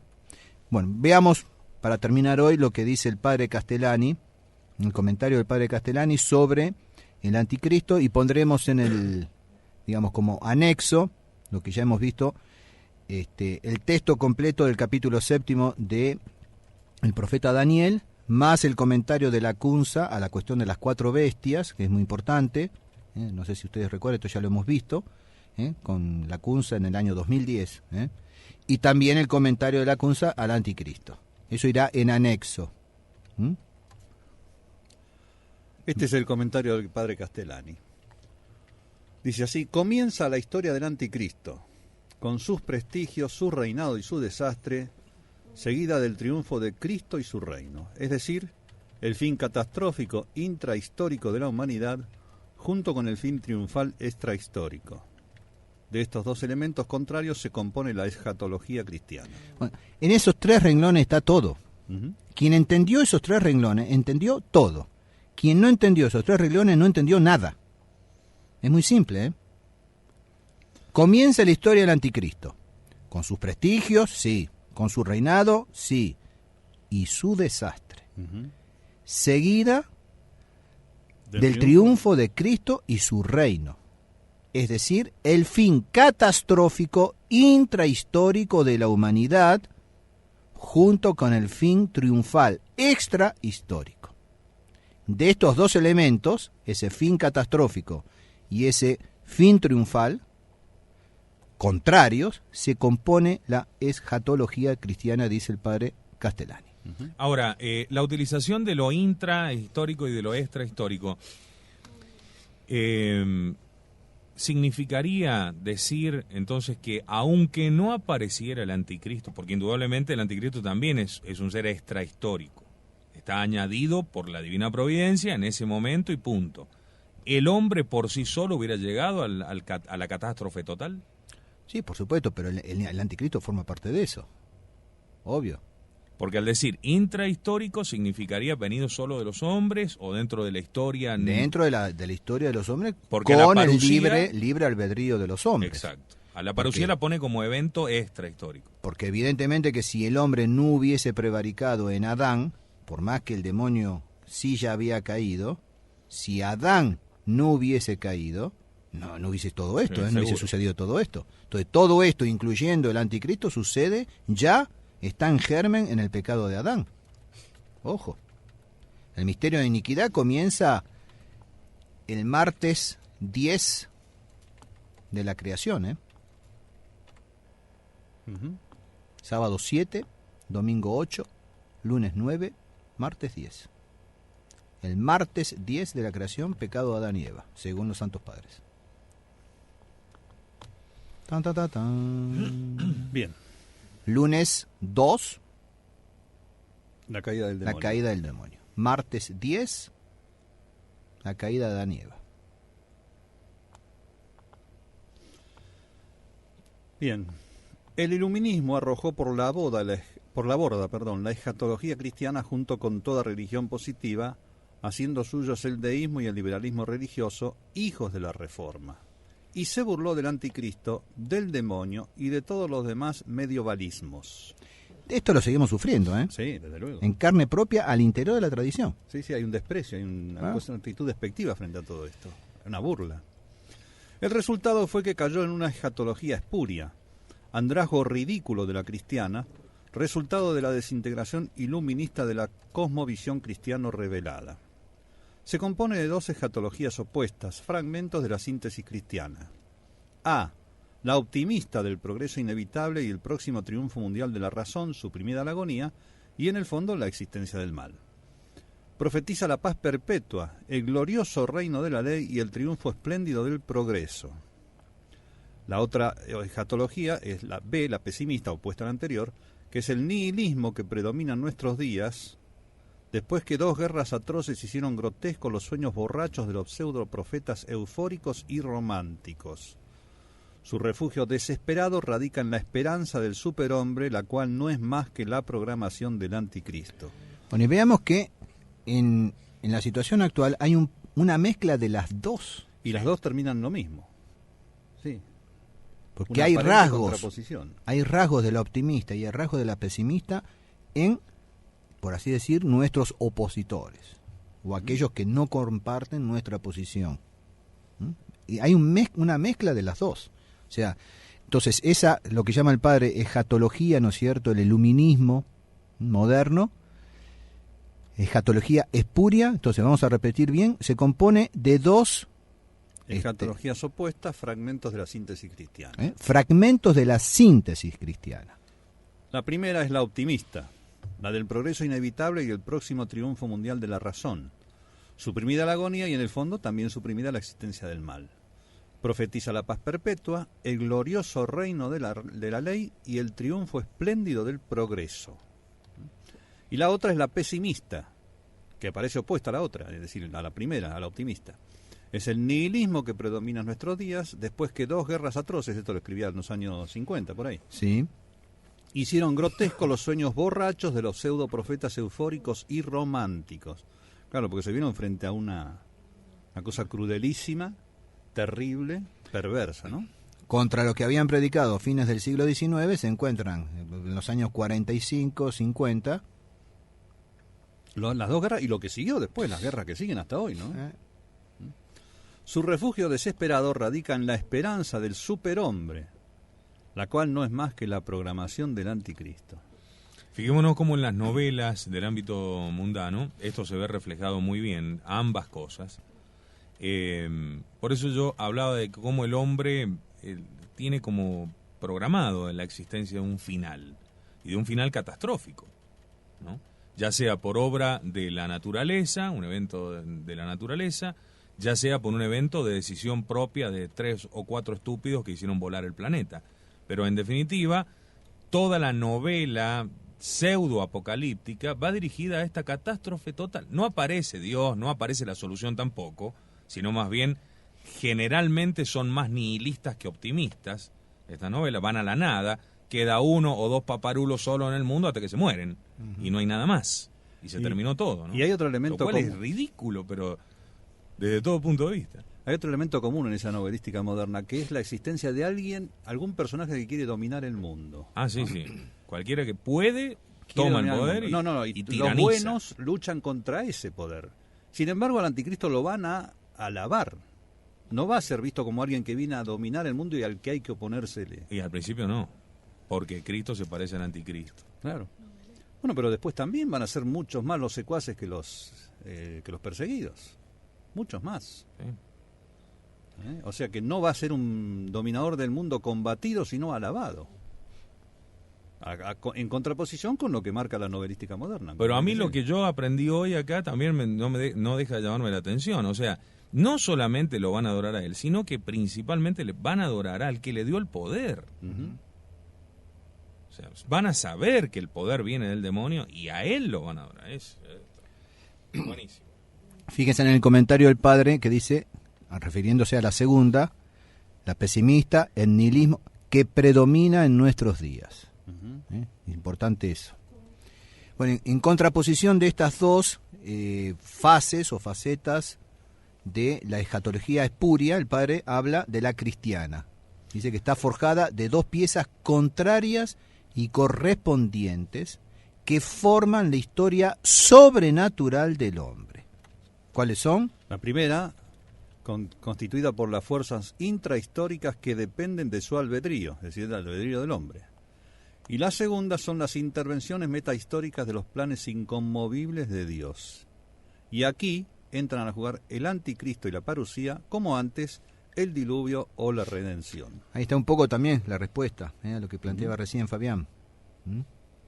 Entonces, están fuerzas intrahistóricas que dependen del libre albedrío del hombre. Claro. Sí. Y después, intervenciones metahistóricas, o sea, no dice super o supra, sino más allá de la historia, metahistóricas, de los planes inconmovibles de Dios. Son inconmovibles. A nosotros nos parecería muchas veces que sea el hombre, sea el demonio, podemos torcer el brazo de Dios, podemos cambiar la voluntad de Dios. No, de ninguna manera. Si yo, no, pero fíjense que esta persona se moría y con mi oración y el agua de Lourdes obtuve que no se muera. Es que estaba en el plan de Dios, que usted iba a rezar y lo iba a llevar a Lourdes y se iba a curar. Y si no hubiese rezado y no hubiese ido a Lourdes, se hubiese muerto. Pero usted no vio todo el plan, porque no puede ver todo el plan, no abarca, pero Dios sí abarca todo. Entonces están las fuerzas intrahistóricas y las fuerzas metahistóricas de los planes inconmovibles de Dios. No los podemos mover.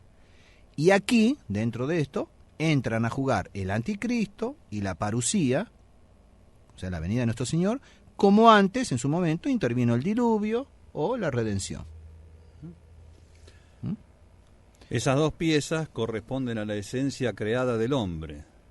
Ni él se ha dado la vida, ni la conserva con sus propias fuerzas.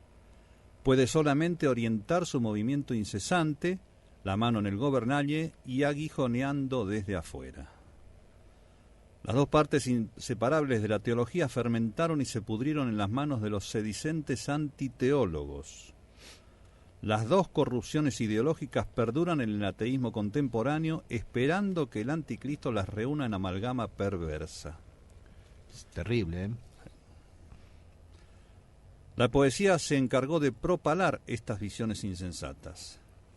Vino primero la literatura eufórico-progresista. Víctor Hugo puede darse como el cantor de la solución intrahistórica del movimiento de la humanidad.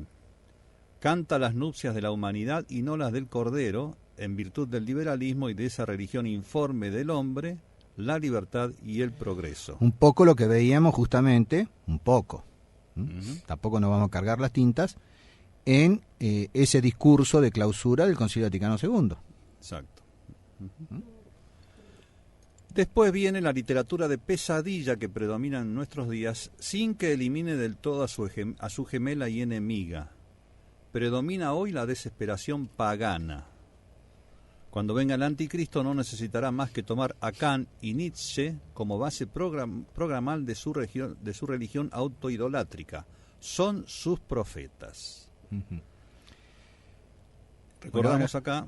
Ahora el padre Castellani va, o sea, siguiendo el comentario del padre Castellani, retomamos algunos versículos del Apocalipsis, de ese capítulo 13, aplicados Uh-huh. al anticristo, y vemos el comentario, sobre todo, entonces... Y apostóse el dragón sobre la arena del mar. Hay una variante improbable del texto en pocos códices y menos autorizados que tampoco da un mejor sentido, sino al contrario, dice: y me aposté yo, Juan, en la orilla del mar. Probablemente se trata de un error de copista, el aorista positivo estateen en lugar de estatee. Es el dragón el que incuba con sus ojos las olas del mundo mundano para suscitar de ellas con su poder la bestia del mar, distinta de la bestia de la tierra, que aparece más tarde y surge de lo firme, que significa lo religioso en contraposición a lo mundano. Bueno, esa es importante, esa explicación. Entonces, es el dragón, es el demonio, el que incuba con sus ojos las olas del mundo mundano, es una redundancia que vale la pena, sí. Está bien puesta, para suscitar de ellas, con su poder, la bestia del mar, distinta de la bestia de la tierra, que aparece más tarde y surge de lo firme, que significa lo religioso, en contraposición a lo mundano, y más concretamente a lo político. Uh-huh. La bestia del mar es la última fiera de Daniel en el capítulo 7. O sea, esto lo vamos a poner, todo capítulo 7 lo vamos a poner como anexo, Uh-huh. Para que no tengan que ir a buscar, ¿no es cierto? La primera fiera, recordemos, era un león con alas de águila, la segunda era un oso, la tercera un leopardo con 4 alas de ave, y la cuarta espantosa y terrible y extraordinariamente fuerte, que tenía grandes dientes de hierro. Era diferente de todas las anteriores y tenía 10 cuernos. San Juan añade 7 cabezas. Daniel apuntó solamente 10 cuernos. De este modo, 4 cuernos deben estar en una cabeza, quizás porque Daniel dice que el anticristo abatirá a 3 reyes cercanos y los otros se le someterán. El significado exacto de terion es fiera, que nuestras versiones traducen bestia, sobreentendiendo feroz. Es el anticristo. El nombre lo adujo San Juan. San Pablo lo llama ánomos, es decir, hombre sin ley. Jesucristo no lo nombró sino con el nombre de el otro. Vemos en Juan 5:43 que dice: he venido en el nombre de mi Padre y no me habéis recibido, otro vendrá en su propio nombre y lo recibiréis. Otro. El otro. Todos los santos padres vieron en el anticristo o fiera del mar una persona humana, no un demonio o un cuerpo moral. Es fácil de ver que las dos cosas, un movimiento y un hombre, de suyo no se excluyen necesariamente. Bueno, aquí recuerdan ustedes, está la interpretación de Lacunza, también la vamos a poner en anexo, o sea, la cuestión de si se trata de una persona individual, humana, o de un cuerpo moral. Uh-huh. El padre Lacunza se inclina más bien por decir que es un cuerpo moral. Y el padre Castellani dice que las dos cosas son posibles, y explica. San Pablo habla de algo que ataja la manifestación y el triunfo del anticristo, cuyo espíritu, sin embargo, ya entonces está en obra. Es una ley de la historia que las cabezas o caudillos son engendrados por un movimiento al cual, a su vez, ellos organizan e informan en causalidad recíproca. O sea, sobre todo la cuestión del cuerpo moral, por el cual se inclina el padre Lacunza, se inclina más bien a explicar la influencia en todo el mundo. Que difícil si se trata de una sola persona, lo mismo para el falso profeta, cuando él atribuye entonces como cuerpo moral a todo el sacerdocio, o a una gran parte del sacerdocio católico. Que si fuese una sola persona el pontífice, sería muy difícil de causar esa adhesión completa, ¿no es cierto? Claro. Y esa influencia hasta los puntos más recónditos del mundo. Pero el padre Castellani explica muy bien cómo se pueden dar perfectamente las dos cosas. Es una ley de la historia que las cabezas o caudillos, tanto en el orden entonces temporal, político, como en el orden religioso, son engendrados por un movimiento. El movimiento de apostasía, el movimiento de liberación o el movimiento del modernismo, el cual a su vez ellos organizan e informan en causalidad recíproca. Y esto tiene que ver con el ejercicio del libre albedrío del hombre. Total. Ahí surge. Sí.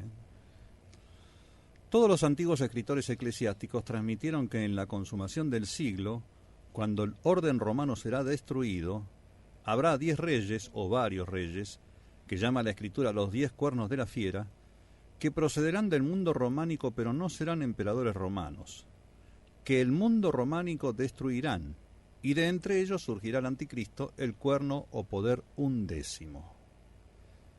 Dice la escritura, un cuerno pequeño, es decir, un rey oscuro y plebeyo que crecerá quizás de golpe de en medio de ellos y a la vez como fuera de ellos, porque es el 11, el apéndice, fuera del número perfecto y del orden consuetamente admitido, un inmiscuido entre las naciones, el cual vencerá a 3 reyes, los mayores o los más cercanos, y los otros se le someterán.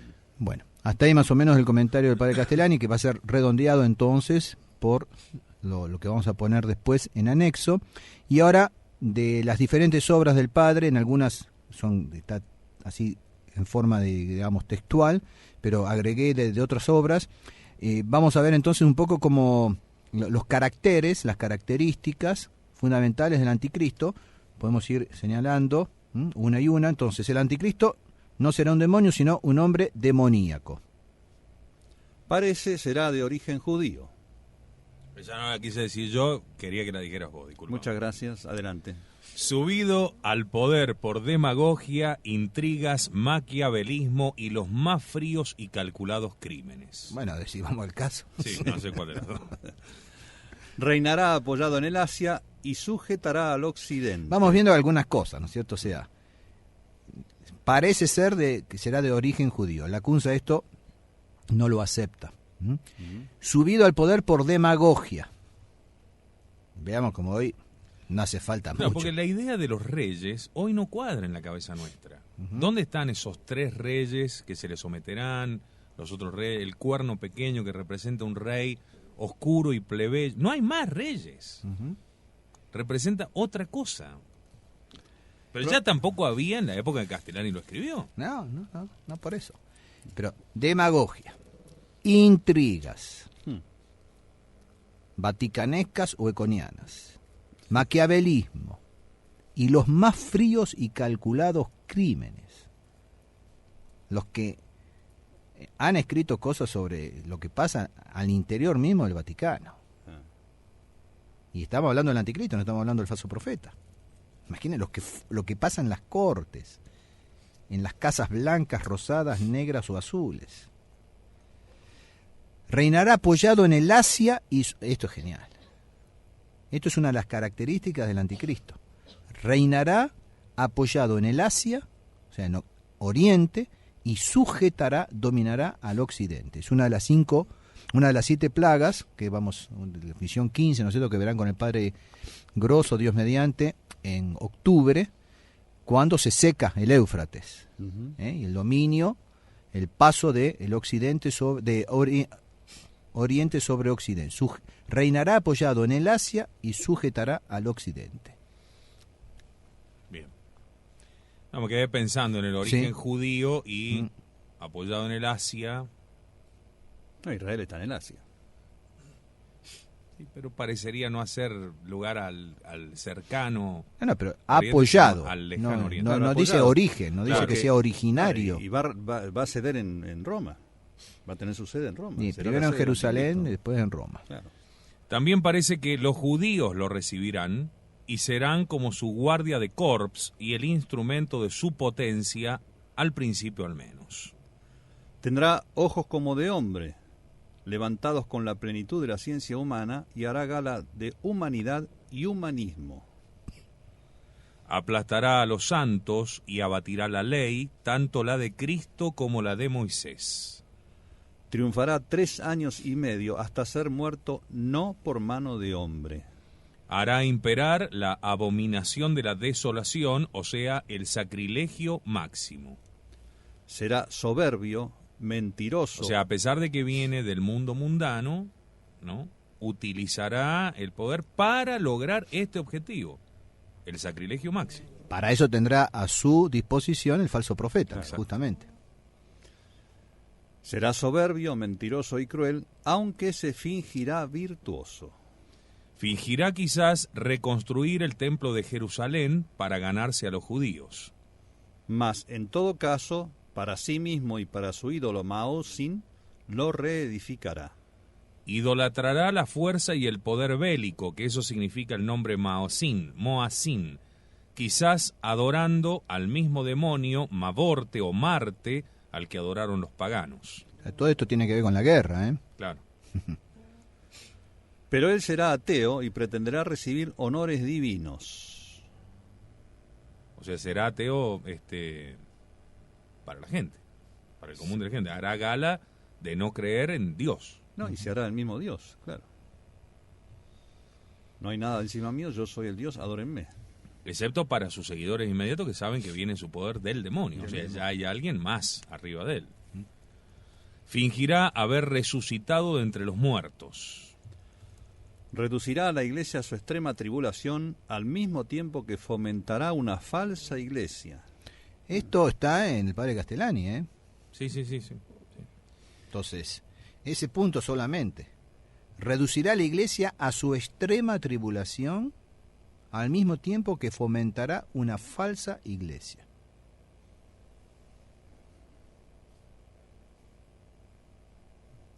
Dos iglesias.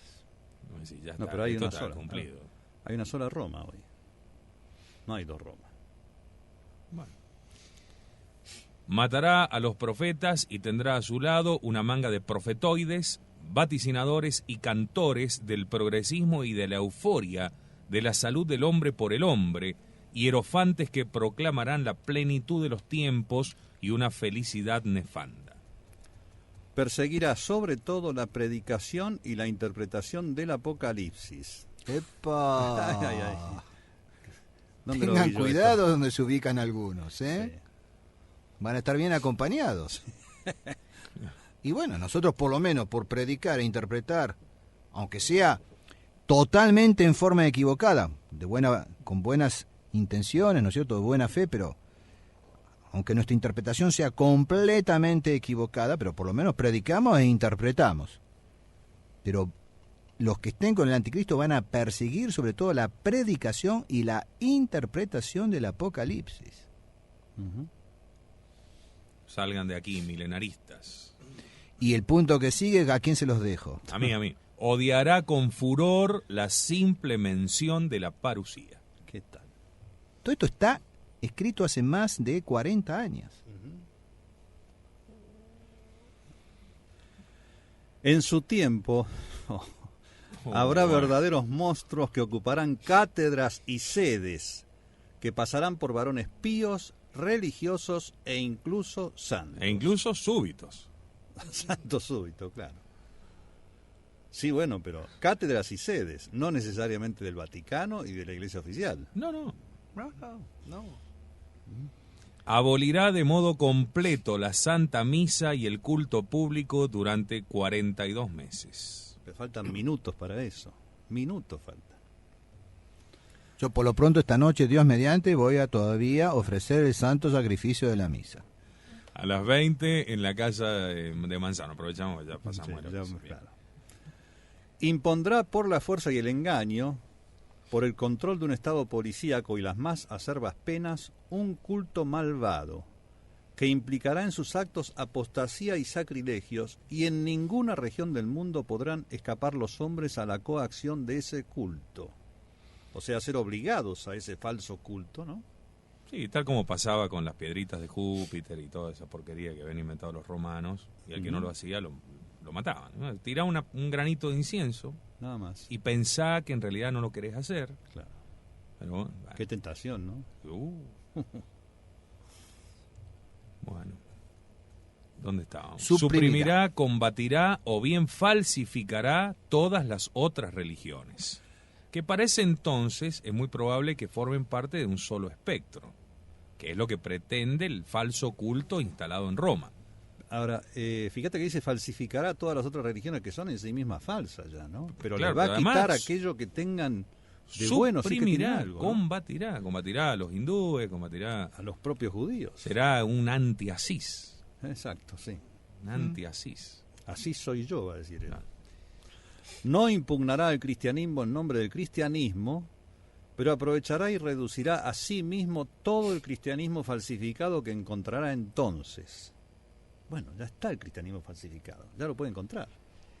San Victorino Mártir asevera netamente que la iglesia será quitada de medio fiat, pero eso no significa que será extinguida del todo y absolutamente como lee Domingo Soto, sino su desaparición de la sobrehaz de la tierra y su vuelta a unas más oscuras y hórridas catacumbas, entiéndase, garajes. Sí, sí, la trinchera. No, pero los garajes de hoy son un lujo, son catedrales. Ustedes no están preparados todavía, ¿eh? No es nuestro tiempo, dice usted. Pero vean fotos de misas celebradas durante la Cruzada Española y durante la Cristiada en México, y nuestros garajes son catedrales. ¿No han visto fotos de ustedes celebradas en un baño? Sobre el, no sé cómo se llama, ahí donde está el lavatorio. En un baño, sobre el lavatorio. ¿No han visto fotos? No. En España. Un sacerdote diciendo la misa en un baño, sobre el lavatorio. O sea, que no tiene ni siquiera mucho espacio para hacer la genuflexión, ¿eh? Uh-huh. No sé, choca contra el bidet, qué sé yo, no sé si habría un bidet del otro lado. Entonces, son lujos, no se quejen, ¿eh? No, la verdad que no. Faltan sillas. Sí, pero es lo de menos. Usted dijo hace poco, les van a arrebatar los misales. Les van a arrancar los misales de la mano, les van a arrancar los rosarios de la mano. Y después nos van a cortar los dedos y seguimos. Y sí, bueno, mientras no le corten la inteligencia y todavía puedan pensar. Uh-huh. El problema es ese, que le están cortando la inteligencia a esto. Sí. Y siguen teniendo en sus manos los rosarios pero ininteligiblemente, sin inteligencia. No se los arrebatan, sino que se los pervierten. Uh-huh. Sí, aparte, San Victorino Mártir hablaba, o la interpretación que hace el padre Castellani acerca de la iglesia será quitada, dice a las más oscuras y hórridas catacumbas. Sí, por eso. Tendrá por todas partes ejércitos potentes, disciplinados y crueles. Impondrá por todas partes el reino de la iniquidad y de la mentira, el gobierno puramente exterior y tiránico, la libertad desenfrenada de placeres y diversiones, la explotación del hombre y su propio modo de proceder hipócrita y sin misericordia. Habrá en su reinado una estrepitosa alegría falsa y exterior, cubriendo la más profunda desesperación. Esto me hace acordar lo que decías hoy de los que iban al circo romano, ¿no? Claro. Que se alegraban de que echaban a las mujeres a las fieras y después salían vacíos, huecos, desesperados. Además pensemos que va a venir a solucionar, porque para hacerse adorar va a tener que darle a la gente al menos pan y circo. Pan, vivienda, abrigo, circo. salud, planes Bueno, sociales. Y en el orden moral, en el orden espiritual. Ajá. La tan ansiada paz. Esa Porque paz eso del mundo. es un anhelo que hay de paz. No solamente que a fin de mes le sobren 10 pesos, eso también se los va a proporcionar. Pero paz, porque si me sobran 1 millón de pesos a fin de mes, pero pienso que mañana me voy a morir o que mañana va a venir un tsunami y el millón de pesos o los 1.000 millones de pesos se me fueron con el tsunami, no tengo paz. Obviamente que no. ¿Mm? O sea que esa paz que solamente puede dar nuestro Señor, esa falsa paz del mundo la va a ofrecer el demonio, pero es falsa paz del mundo. Ujú. Entonces recuerden que hoy por hoy se le llama a los cementerios jardines de paz. Sí. Ahí no hay paz. Ahí hay tranquilidad, pero falta el orden, Sí, exacto. porque hay huesos podridos que están reclamando la resurrección. Y la paz se compone de tranquilidad y orden. Así como puedo tener orden sin tranquilidad en un campo de concentración. Hay mucho orden, pero hay intranquilidad, porque el día pensaba me pegan un tiro. Hace falta tranquilidad y orden. Eso es la paz. Entonces, mientras haya intranquilidad o mientras haya desorden, no hay paz. Y el mundo moderno está ansioso de paz. Y nosotros también deseamos la verdadera paz de nosotros. Danos nobis pacem, danos la paz. Pero es la paz que solamente puede dar nuestro Señor. Bueno, sigamos. En su tiempo acaecerán los más extraños disturbios cósmicos, como si los elementos se desencuadernaran y que él pretenderá dominar con su potencia. Tendrá poder de hacer cosas portentosas.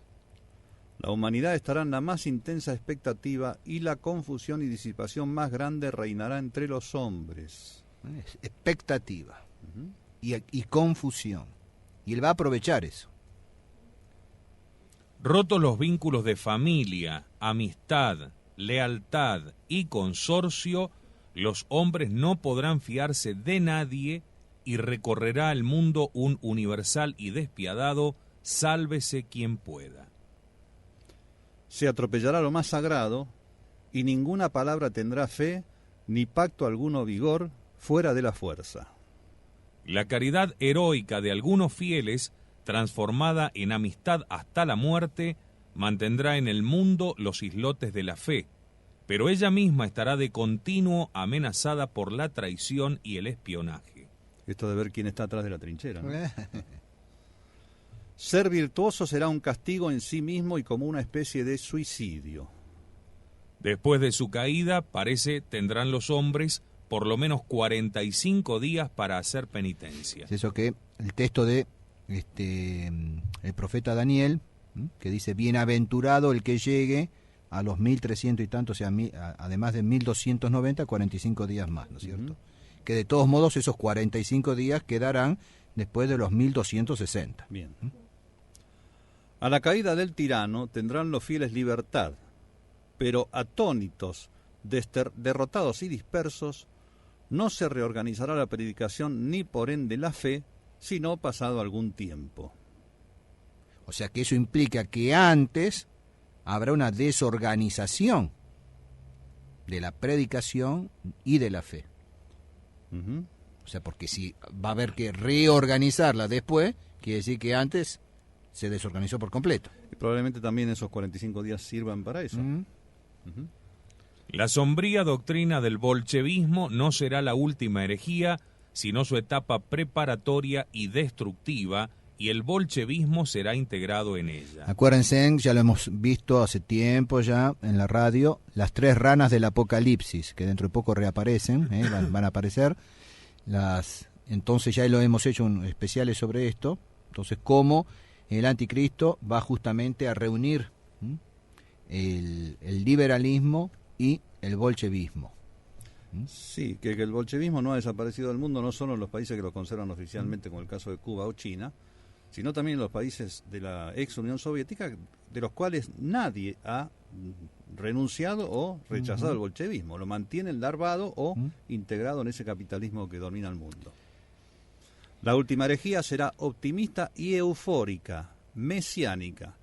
Es decir, dentro de esa desorientación todavía hay optimismo, euforia, esperanza, una especie de esperanza mundana en ese Mesías terrenal que va a solucionar todo.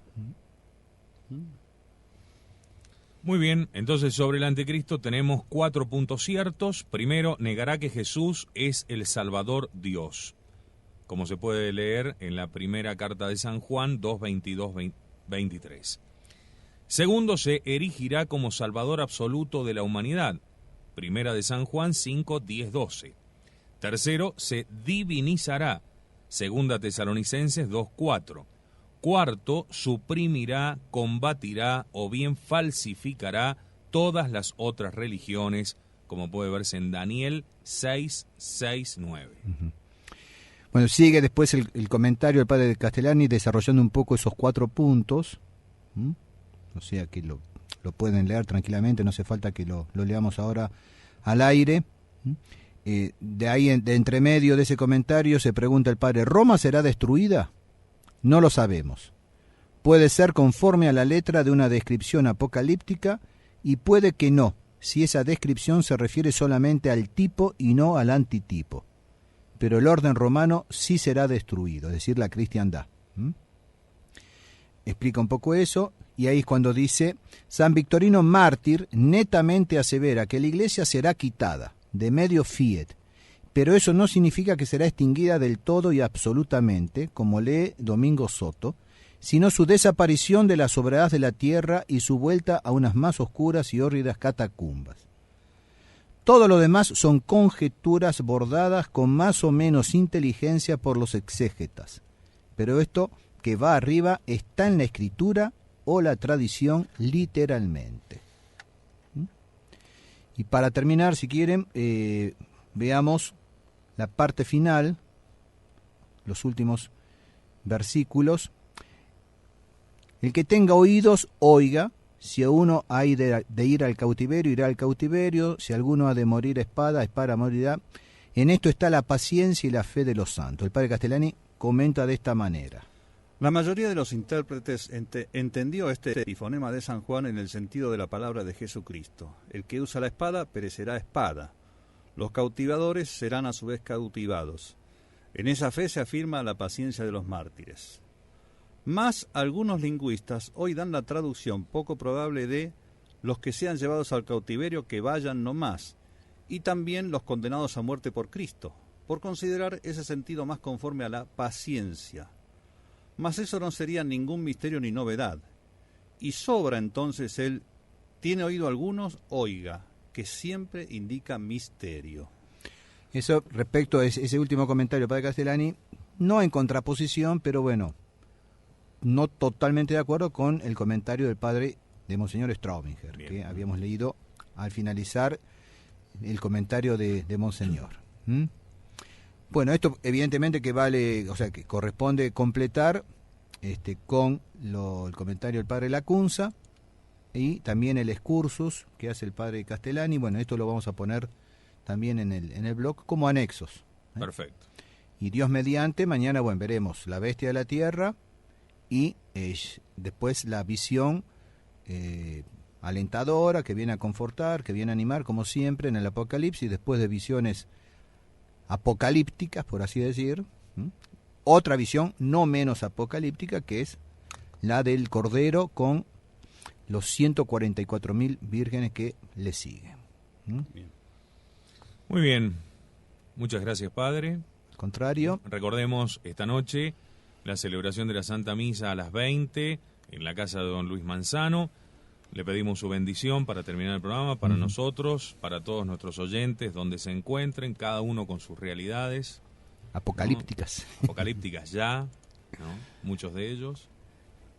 Entonces, que Nuestra Señora les acerque a todos la bendición de nuestro Señor, su protección, les dé ánimo, coraje, para resistir firmes en la cada día más inhóspita trinchera. Será hasta mañana, si Dios quiere. Hasta mañana. Bueno, para aquellos que han seguido hasta aquí las alternativas, se han perdido la primera parte, sepan que a las 17, a las 22 y a las 3 de la mañana habrá repeticiones de este programa y volveremos con la última parte ya mañana a las 10 de la mañana.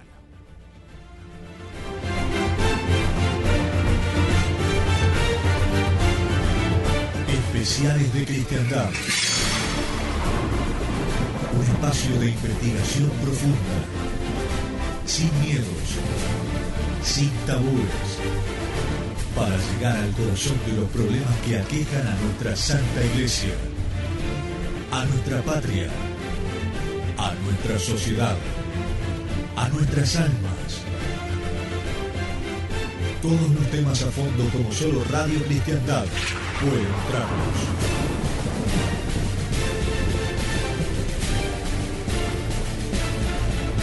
Especiales de Cristiandad.